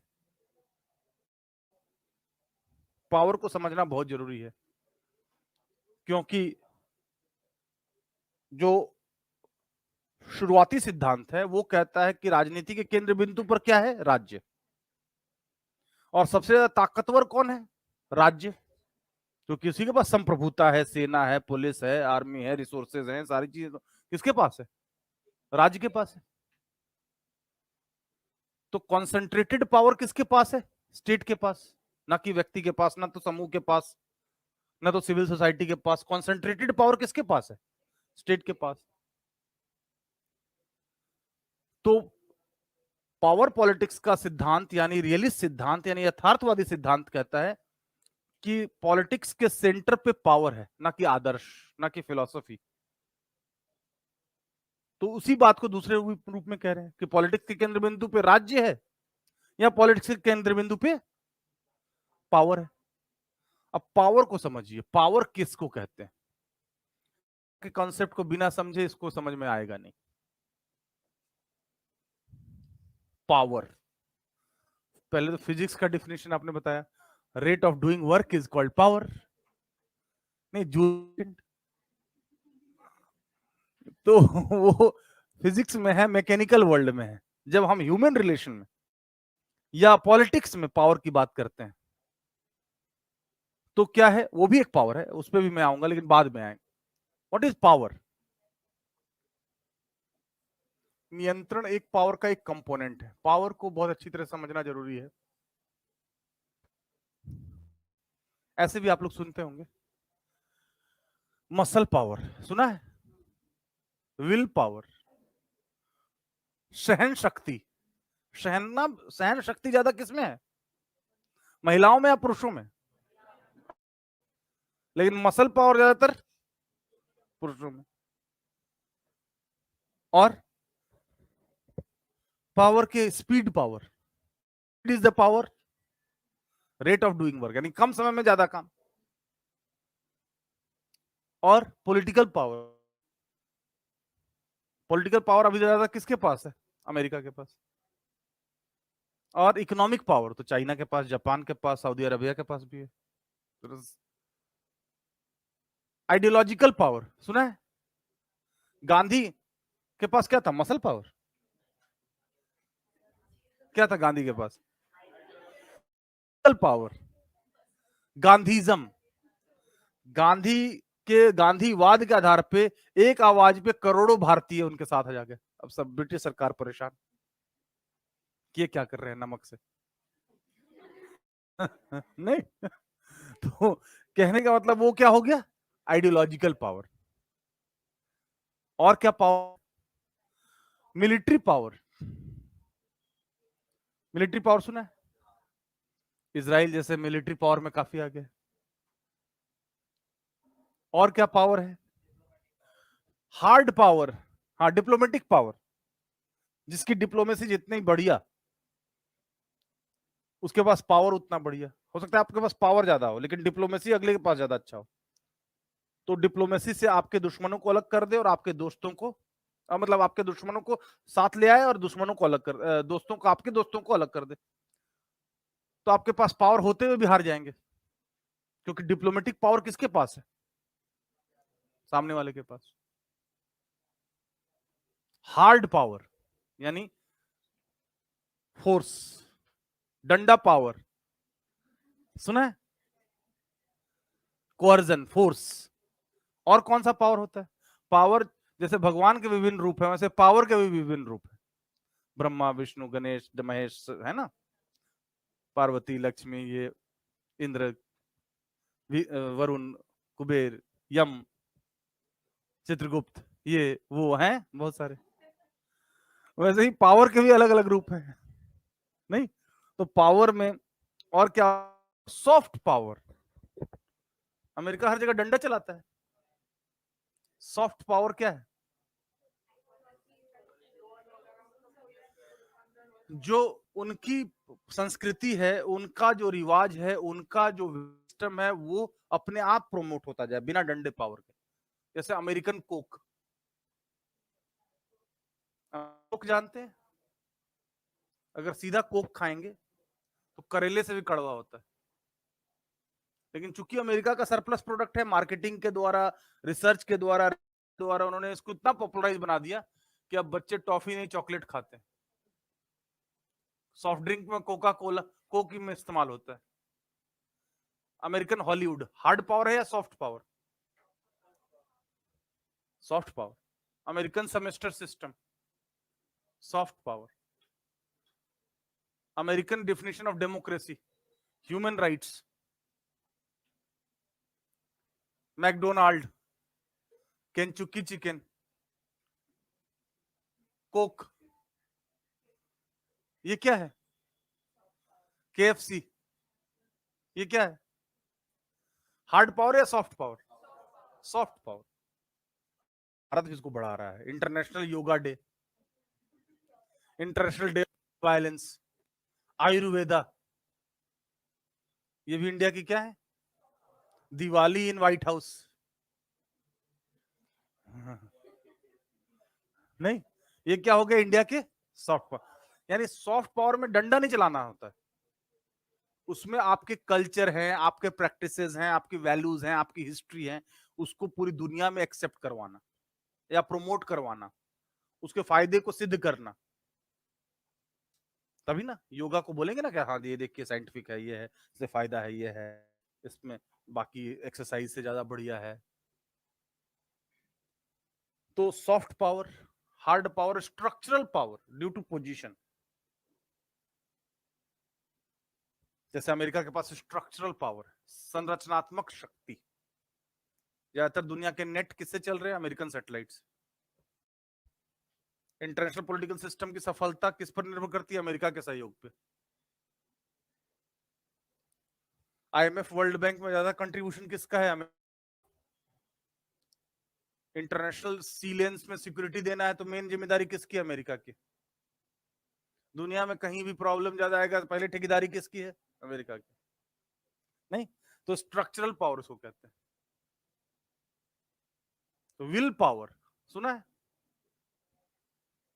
विल पावर सुना है कि नहीं सुना है? ये विल पावर मसल पावर से कैसे फर्क है? कभी देखते हैं कि कोई बहुत मजबूत आदमी भी और कोई कमजोर आदमी भी, कमजोर आदमी मजबूत को हरा देता है, किस कारण से? Will powers. तो विल पावर क्या है? इच्छा शक्ति। हाँ बिल्कुल।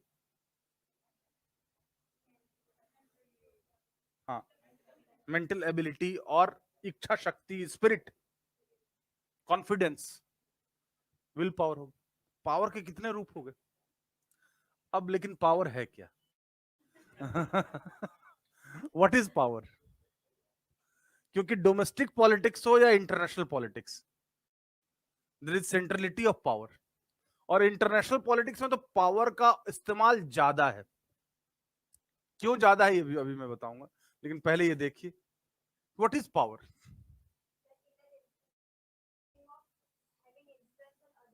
Okay, internal feeling. मसल में तो इंटरनल फीलिंग नहीं आती है। मिलिट्री पावर में तो इंटरनल फीलिंग नहीं है कोई, वो तो एक्सटर्नल फीलिंग है। Power in human relations is the ability or capacity of more powerful to influence the action and behavior of less powerful in a desired manner। पहले लिख लीजिए, फिर मैं इसको और भी सिंपल लैंग्वेज में समझाता हूँ। पावर क्या है? एबिलिटी और capacity of more powerful to influence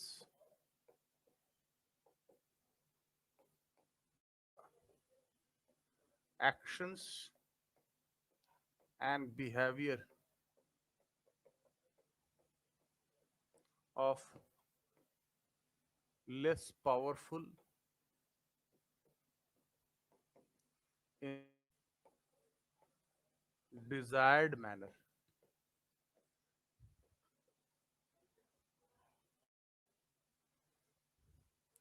power क्या है? एक क्षमता है। हिंदी में हमें बता दें, शक्ति एक क्षमता है या काबिलियत है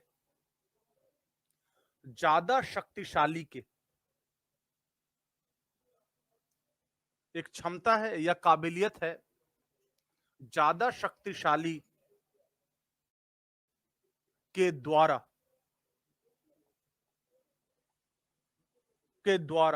कम शक्तिशाली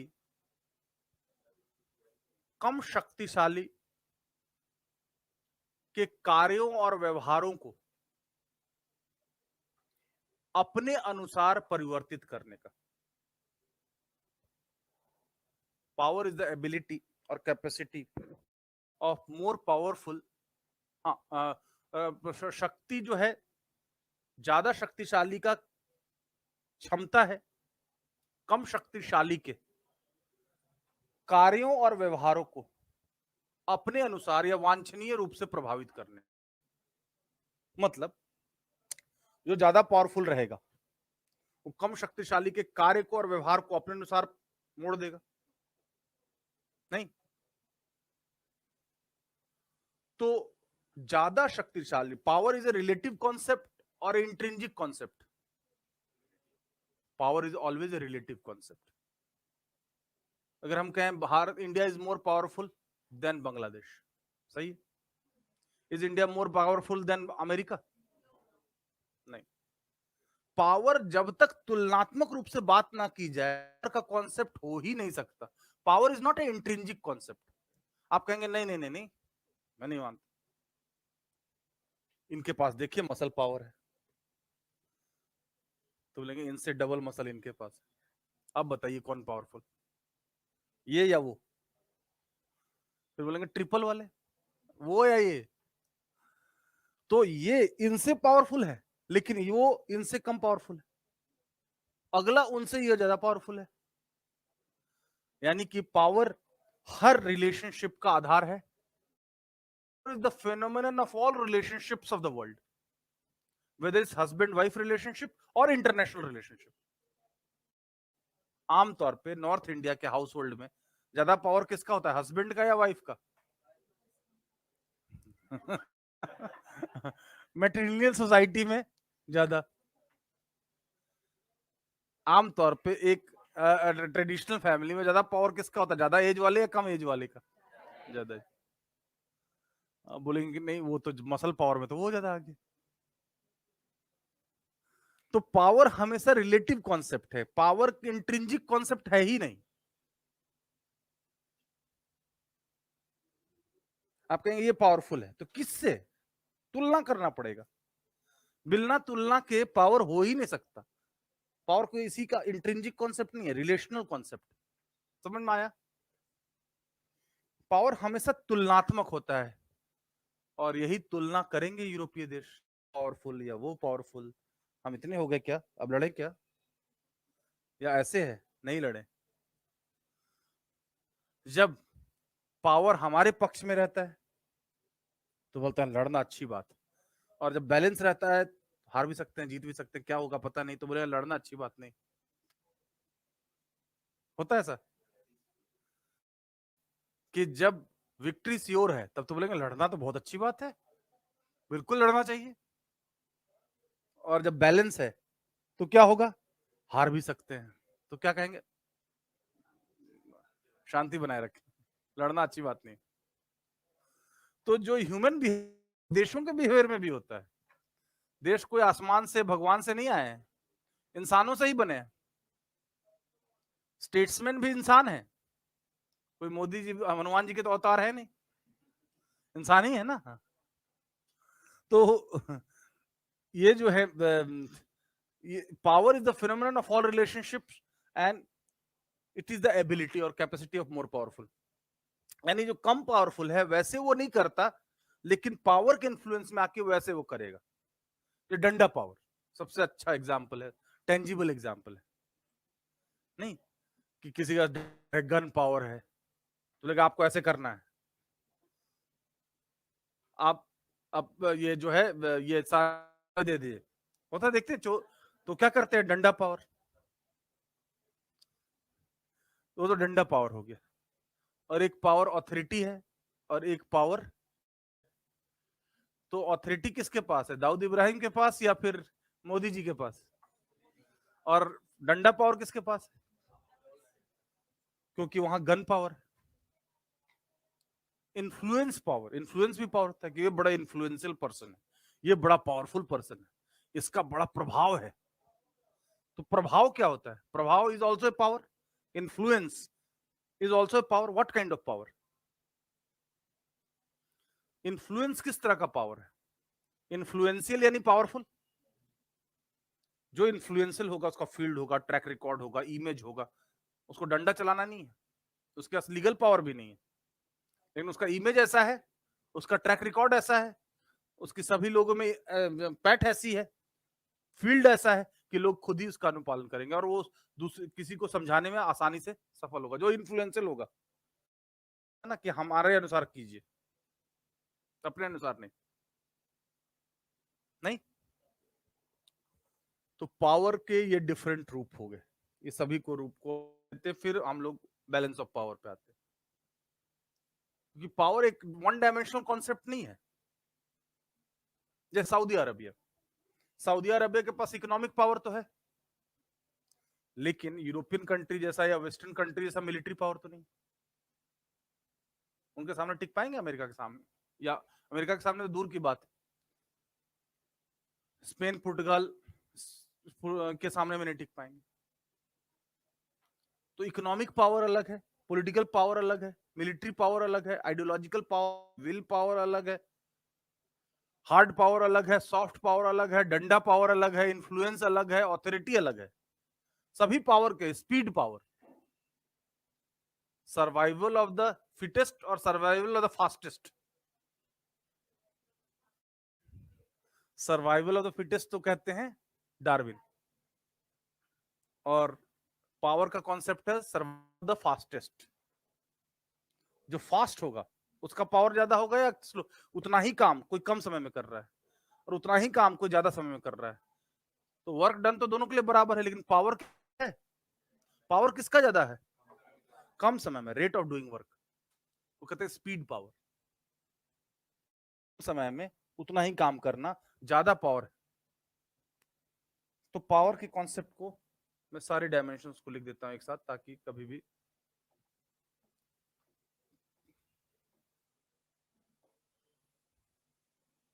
पावर में एक हो गया डायमेंशन ऑथोरिटी, इन्फ्लुएंस, फोर्स और coercion. Hard power, soft, structural, speed power,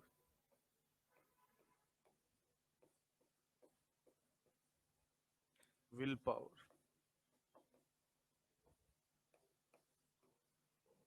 ideological power,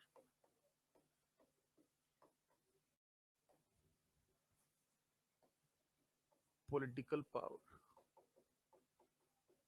economic power, military power.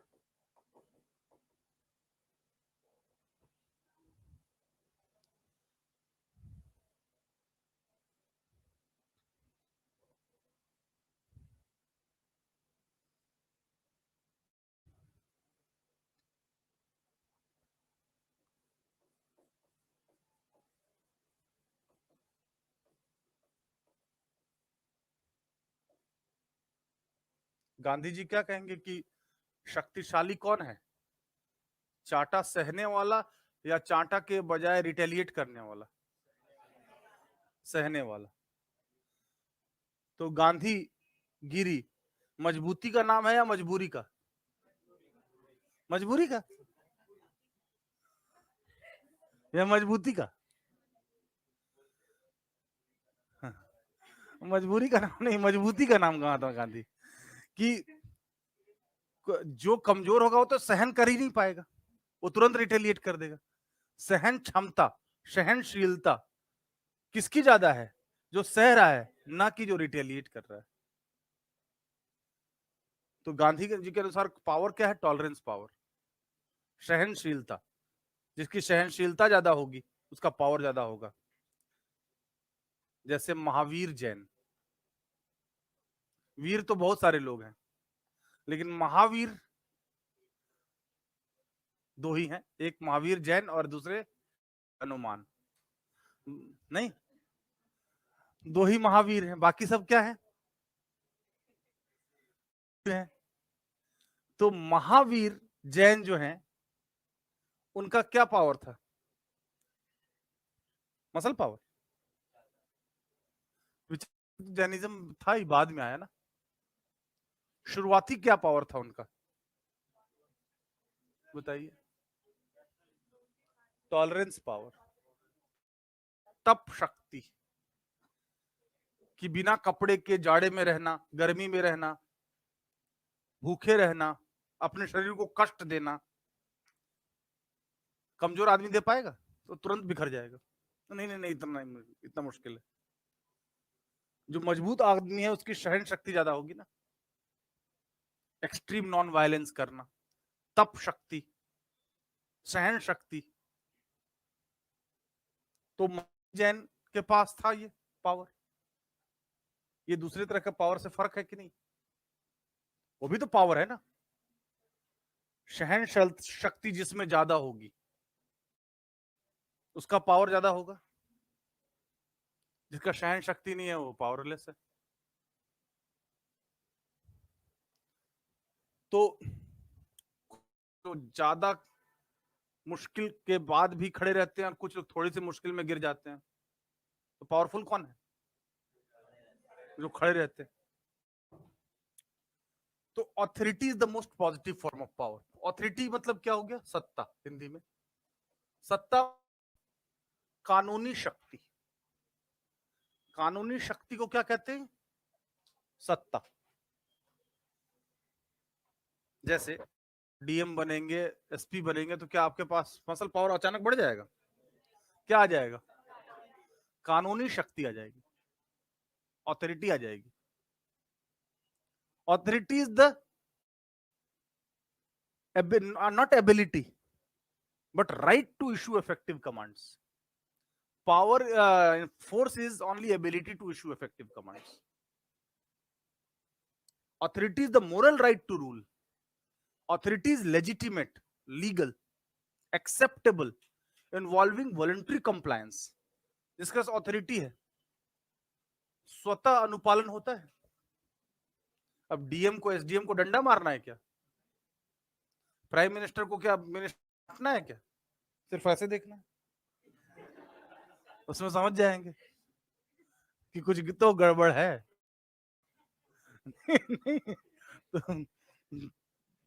तो इसीलिए वहां पे तो अनुपालन जो होता, कमांड दिए भी होता है जहां ऑथोरिटी है। इसका भी अलग अलग है, एक traditional authority, charismatic authority, rational legal authority, तो वो अलग चीज है। लेकिन ऑथोरिटी एक पावर है। किस तरह का पावर है? लीगल पावर, लेजिटिमेट पावर, जहां अनुपालन स्वतः होता है, स्वयं अपने आप से होता है, कई बार बिना कमांड दिए होता है, कहने की जरूरत नहीं है। नहीं, इन्फ्लुएंस, कंप्लायंस थ्रू परसुएशन, मना बुझाकर अनुपालन करवाना। मनाएगा बुझाएगा कौन? जो इन्फ्लुएंशियल होगा वो, या कम इन्फ्लुएंशियल? जो इन्फ्लुएंशियल होगा, जिसका फील्ड होगा, जिसका ट्रैक रिकॉर्ड होगा, जिसका इमेज होगा, वही तो मना बुझा सकता है। कि जब भी कोई अशांति होती है, दंगे होते हैं, तो उस समाज के इन्फ्लुएंशियल लोगों को आगे किया जाता है कि आप अपील कीजिए, जो कोई जानता ही नहीं वो अपील करेंगे, मैं अपील करता हूं सभी लोग शांति बनाए रखे। ये है कौन? नहीं। उनकी अपील कोई सुनेगा? अपील किसकी सुनेगा? जो इन्फ्लुएंशियल होगा, जिसका फील्ड होगा, जिसका ट्रैक रिकॉर्ड होगा, जिसका इमेज होगा। मैं अपील करता हूं कि लोग शांति बनाए रखें। तो यहां पे अनुपालन हो रहा है, लेकिन किससे? परसुएड करके, मना बुझाकर। और सबसे नेगेटिव फॉर्म ऑफ पावर क्या है? डंडा power, power through coercion, compulsion. नहीं तो सरकार इसका इस्तेमाल, या जो ज्यादा ताकतवर है इसका इस्तेमाल अंतिम विकल्प के रूप में करते हैं। बोलते ऐसा क्यों करते हैं? गलती करते हैं, एकदम तुरंत प्रॉब्लम सॉल्व कर देते। किसान आंदोलन कर रहे हैं, तुरंत बम पटक देते, बोले एयरफोर्स।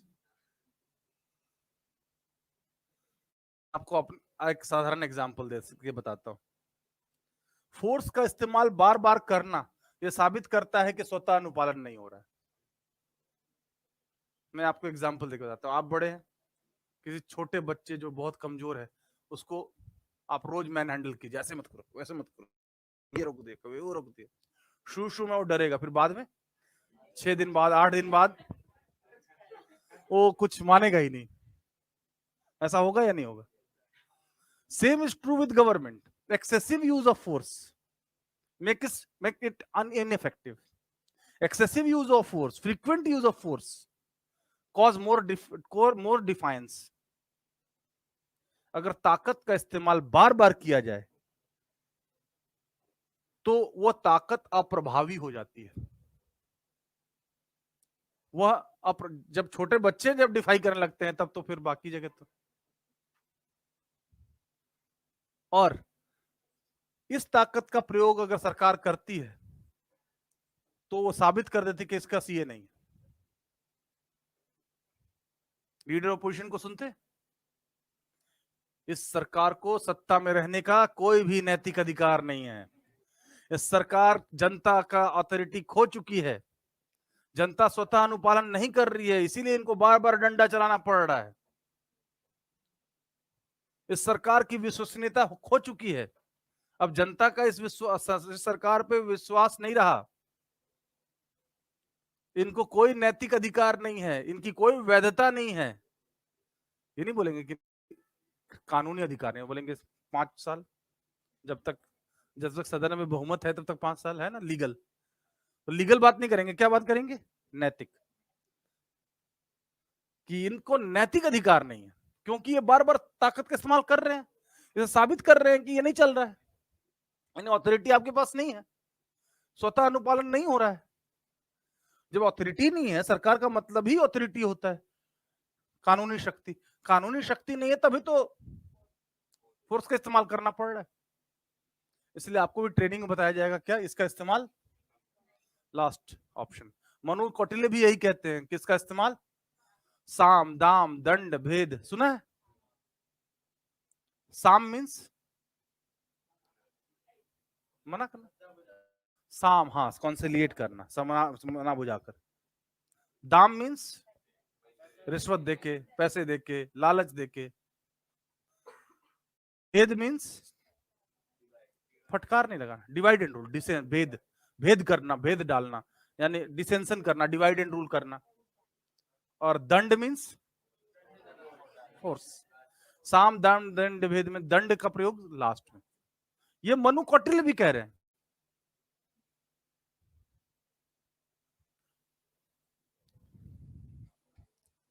तो ये पावर हो गया। फिर हार्ड पावर क्या है? ये ऐसा नहीं वाटर टाइट है, इसी में एक दूसरे से मिला भी हुआ है। जैसे हार्ड पावर में क्या हो गया? मिलिट्री पावर, पॉलिटिकल पावर, ये सब हार्ड पावर में आ गया। जो दिखता है, muscle power, money power, coercive power, ये हार्ड पावर हो गया। और सॉफ्ट पावर क्या हो गया? जो कल्चरल इंफ्लुएंस है। और स्ट्रक्चरल पावर है due to position. Speed power जानते ही है, विल पावर जानते हैं, आइडियोलॉजिकल पावर, विचारधारा, गांधी जी ही, हाँ गांधी जी भी हो गए, और कैपिटलिज्म हो गया, लिबरलिज्म हो गया, फासिज्म हो गया, गांधीज्म हो गया, इंपीरियलिज्म हो गया, कम्युनलिज्म हो गया, ideology, all ideologies are modern. In modern politics are based on mass mobilization. So modern politics is based on mass mobilization. इसीलिए मॉडर्न पॉलिटिक्स में लड़ाई कैसे होती है, तलवार से या विचारधारा से? विचारधारा से। जिसकी विचारधारा जितनी प्रभावी उतना ज्यादा जन समर्थन, उतना ताकत। नहीं, अब गांधीज्म है तो भगत सिंहिज्म नहीं है, नहीं है। सुभाष चंद्र बोसिज्म, हर व्यक्ति के पास विचार है, लेकिन हर व्यक्ति के विचारों को विचारधारा का स्तर नहीं मिलता, क्योंकि जब तक उस पर व्यापक जन समर्थन नहीं बैठेगा। आप ड्राइंग रूम में बैठ के बोल देंगे हाँ हाँ ये मैंने विचार बना दिया, उज्ज्वलिज्म हो जाएगा जब तक ऑर्गेनाइज्ड पॉलिटिकल एक्शन उस पर ना हो, जब तक व्यापक जन समर्थन ना हो, तब तक विचारों के समुच्चय को विचारधारा क्वालिफाई नहीं करेगा उसको। ऐसे तो सबका विचारधारा, सभी लोग बोल देंगे हमारा भी ये इज्म, वो इज्म, मार्क्सिज्म ही क्यों नहीं। तो ज्यादा इन्फ्लुएंशियल क्या होता है? विचारधारा। वो सरकार फिल्म में बोलते हैं कि ये मात्र एक व्यक्ति है और सरकार एक सोच है, यानी विचारधारा है। तो व्यक्ति को मारने से पहले उसकी सोच को मारना होगा, यानी विचारधारा को मारना होगा। तो विचारधारा मरती नहीं। गांधी के मरने से क्या गांधीज्म मर गया? मार्क्स के मरने से क्या मार्क्सिज्म खत्म हो गया? लेनिनिज्म खत्म हो गया? नक्सलिज्म खत्म हो गया? क्या चारों मजुमदार के मरने से? क्या फासिज्म, हिटलर के मरने से नाजिज्म खत्म हो गया? व्यक्ति मर सकते हैं लेकिन विचारधारा नहीं मरती। उसके लिए उपयुक्त परिस्थितियां आती हैं तो वो अपने आप। तो विचारधारा का प्रयोग होता है व्यापक जन समर्थन जुटाने के लिए। गांधी जी कहेंगे मेरा फेस बहुत अच्छा है, लोगों मुझे समर्थन दो। कितने लोग समर्थन करेंगे? कोई नहीं। लेकिन गांधी ये कहेंगे ये मेरी विचारधारा है, राष्ट्रवाद की, नैतिकता की, जन समर्थन की, गुलामी की बेड़ियों से बाहर निकलने की, तो फिर लोग समर्थन करेंगे। और व्यापक जन समर्थन आधुनिक राजनीति में, जन समर्थन सबसे बड़ा पावर है, ना कि मसल पावर। नहीं तो खल्ली ज्यादा मजबूत होते मोदी से, नहीं तो पॉलिटिकल पावर कौन, पॉलिटिकल पावर क्या हो गया? हाँ, पॉलिटिकल पावर के अंदर भी पॉलिटिकल आइडियोलॉजी भी आ जाएगी, ऑर्गेनाइजेशन भी आ जाएगा, लीडरशिप भी आ जाएगी, संगठन भी आ जाएगा।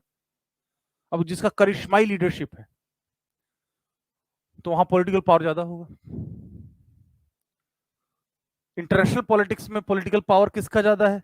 अमेरिका का, वेस्टर्न कंट्रीज का ज्यादा है। वो यूएन को ज्यादा प्रभावित कर सकते हैं, वो इंटरनेशनल गवर्नेंस को ज्यादा प्रभावित कर सकते हैं। Political power. और डोमेस्टिक पॉलिटिक्स में भी देखते हैं, सत्ता के लिए दावेदार कौन होते हैं? पॉलिटिकल पार्टी और लीडर्स। वो क्या चाहते हैं? Political power. पॉलिटिकल पावर पाके वो प्रॉमिस्ड मैनिफेस्टो को, वायदों को पूरा करेंगे। पावर में आएंगे तभी तो, संसाधन जब उनके पास आएगा, जब सरकार का, तभी तो कर पाएंगे। सरकार में आएंगे तब। इकोनॉमिक पावर क्या है? हाँ, पैसे का power.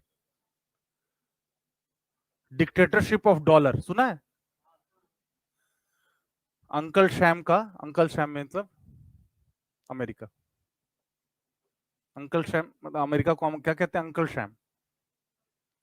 Dollar, dictatorship of dollar मतलब किसकी तानाशाही? डॉलर की तानाशाही, क्योंकि हार्ड करेंसी है। इकोनॉमिक पावर में बहुत सी चीजें आ जाएंगी, ऐसा नहीं कि सिर्फ करेंसी। फिजिकल स्टेबिलिटी भी आ जाएगा, मॉनेटरी पॉलिसी भी आ जाएगा, बैलेंस ऑफ पेमेंट भी आ जाएगा, इन्फ्लेशन भी आ जाएगा, मैक्रो इकोनॉमिक स्टेबिलिटी भी आ जाएगी। सरप्लस, ट्रेड सरप्लस भी हो जाएगा, बैलेंस ऑफ ट्रेड भी आ जाएगा, सारी चीजें, इकोनॉमिक पावर, जीडीपी ग्रोथ भी आ जाएगा। आएगा नहीं आएगा? Size of the economy in terms of GNP भी आ जाएगा। तो इकोनॉमिक पावर में सारी चीजें देखनी पड़ती है। मैं इसको ऐसे समझाता हूँ। एक कुवैती दिनार में कितने रुपए मिलेंगे? 200, 234, चलिए ठीक है। और एक यूएस डॉलर में 75। कुवैती दिनार में 4 गुना पैसा मिल रहा है। तो Kuwait is more developed than America, hence proved. नहीं, एक कुवैती दिनार में 234 और एक यूएस डॉलर में 70, और 7 चौक 28, 7 4 जा, तो लगभग 4 टाइम्स, 3.5 टाइम्स, 3 टाइम्स ही मान लेते। तो कुवैत का ज्यादा पावर हो गया? नहीं हो गया? तो कुवैत डेवलप्ड है या डेवलपिंग है? डेवलप्ड है। और अमेरिका का 70 ही भारी हो गया 234 पे। बताइए कैसे? Monopoly, money value, money value तो 234 ज्यादा है 275 से। मार्केटिंग ज्यादा है। हाँ, देखिए, पहली बात तो यह है कि इंटरनेशनल मॉनेटरी फंड में रिजर्व का परसेंटेज सिर्फ 5% है। 50% जो है वो साइज ऑफ द इकोनॉमी किसका है? जीएनपी, ग्रॉस नेशनल प्रोडक्ट का। 30% ओपननेस का है। 15% इकोनॉमिक वेरिएबिलिटी का है, यानी गोर, gross national product, openness, economic variability और रिजर्व। रिजर्व सिर्फ 5%, ये है 15%, ये है 30% और ये है 50%। रिजर्व का परसेंटेज सिर्फ 5%। कल को पेट्रोलियम के जगह कुछ और आ गया, solar energy, geothermal energy, hydrogen energy, तो कुवैत का हालत क्या होगा? 234 से कहां जाएगा? लेकिन अमेरिकन डॉलर इतना जल्दी नीचे आएगा? क्योंकि वो हार्ड करेंसी है, वो स्टेबल करेंसी है, वो हर जगह एक्सेप्टेबल है। डॉलर का पेमेंट कहीं भी कोई एक्सेप्ट कर लेगा, लेकिन बाकी करेंसी में पेमेंट एक्सेप्ट नहीं करेगा। तो इसके कारण इकोनॉमिक, इन वेरियस फैक्टर्स के कारण इकोनॉमिक हैसियत तय होती है देश की, ना कि सिर्फ एक या दो संसाधन की उपलब्धता जो कि खत्म हो सकती।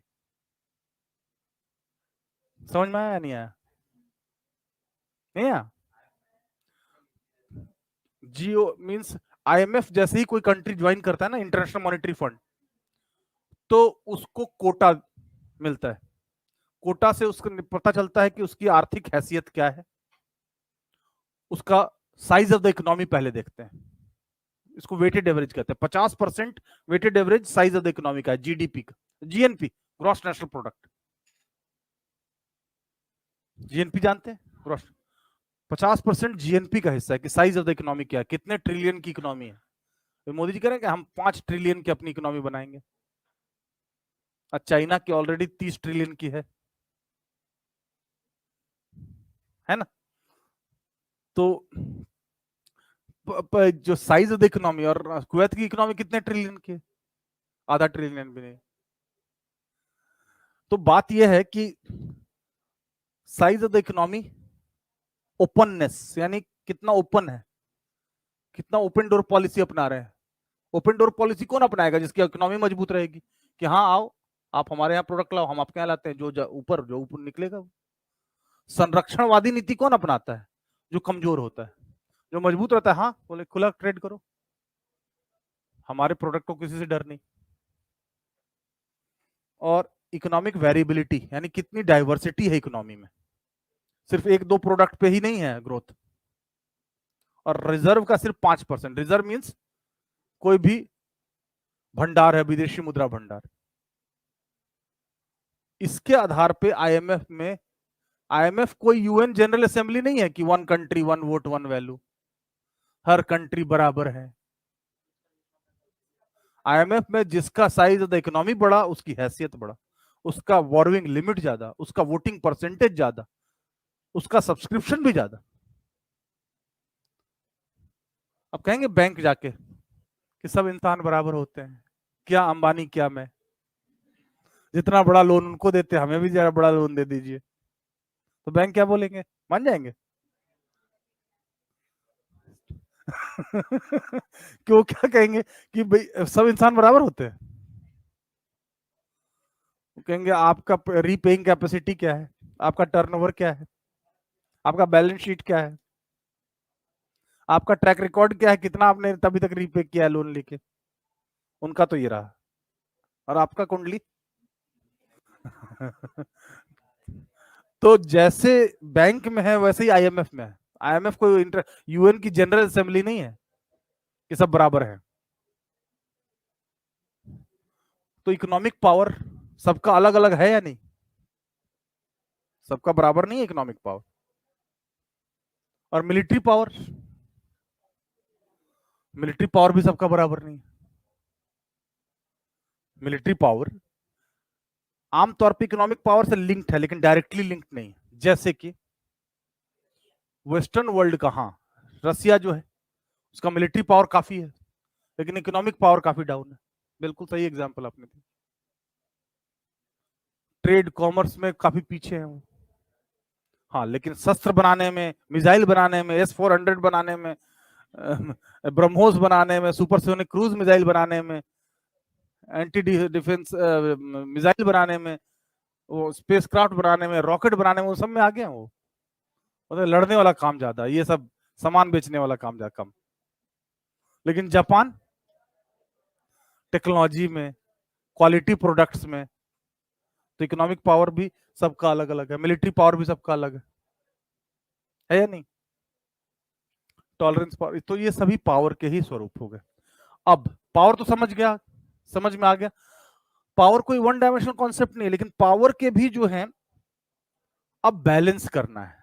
अब 6 to 7 यूरोपियन कंट्रीज जो हैं वो एक दूसरे से टसल है उनका। अब क्या करें? कोई ज्यादा पावरफुल हुआ तो क्या होगा?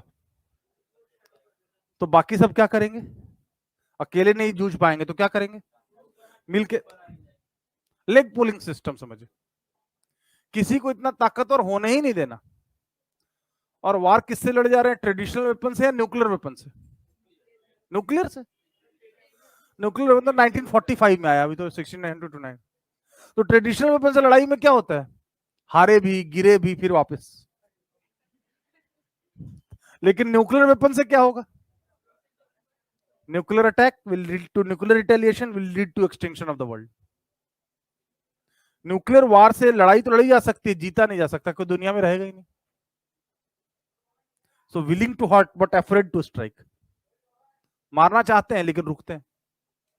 लेकिन यहाँ ऐसा नहीं था, न्यूक्लियर वेपन नहीं था, ट्रेडिशनल वेपन था। ठीक है। और विचारधारा की लड़ाई नहीं थी, सभी तो एक ही कैपिटलिज्म लिबरलिज्म को मान रहे हैं। अभी सोशलिज्म आया नहीं है ना, विचारधारा है। तो बैलेंस करने के क्या क्या तरीके हैं ये हम लोग कल डिस्कस करेंगे। ठीक है, आप लोग इसको सोच के आइएगा कि अगर हमारी कंट्री, हम पीछे पड़ रहे हैं, पीछे पीछे अगर उनसे पिछड़ रहे हैं, तो हम क्या करेंगे? उनका पावर को कैसे बैलेंस करें? ये टिपिकल यूरोपियन सिस्टम है। लेकिन आप देखिए, अगर हम चाइना से अकेले नहीं, तो हम क्या कर रहे हैं? क्वाड बना रहे हैं, अमेरिका से, जापान से, ऑस्ट्रेलिया से, रसिया से, तो मिलके तब तो कर सकते हैं बैलेंस। अब पाकिस्तान अकेले हमसे भिड़ नहीं सकता, तो क्या करेगा? चाइना से। सभी देश बैलेंस करने में लगे हुए हैं, कोई भी देश पीछे नहीं है। तो इसी बात को हम लोग देखेंगे कि ये कैसे चला 300 साल तक यही सिस्टम। ठीक है, आज इतना। Welcome welcome.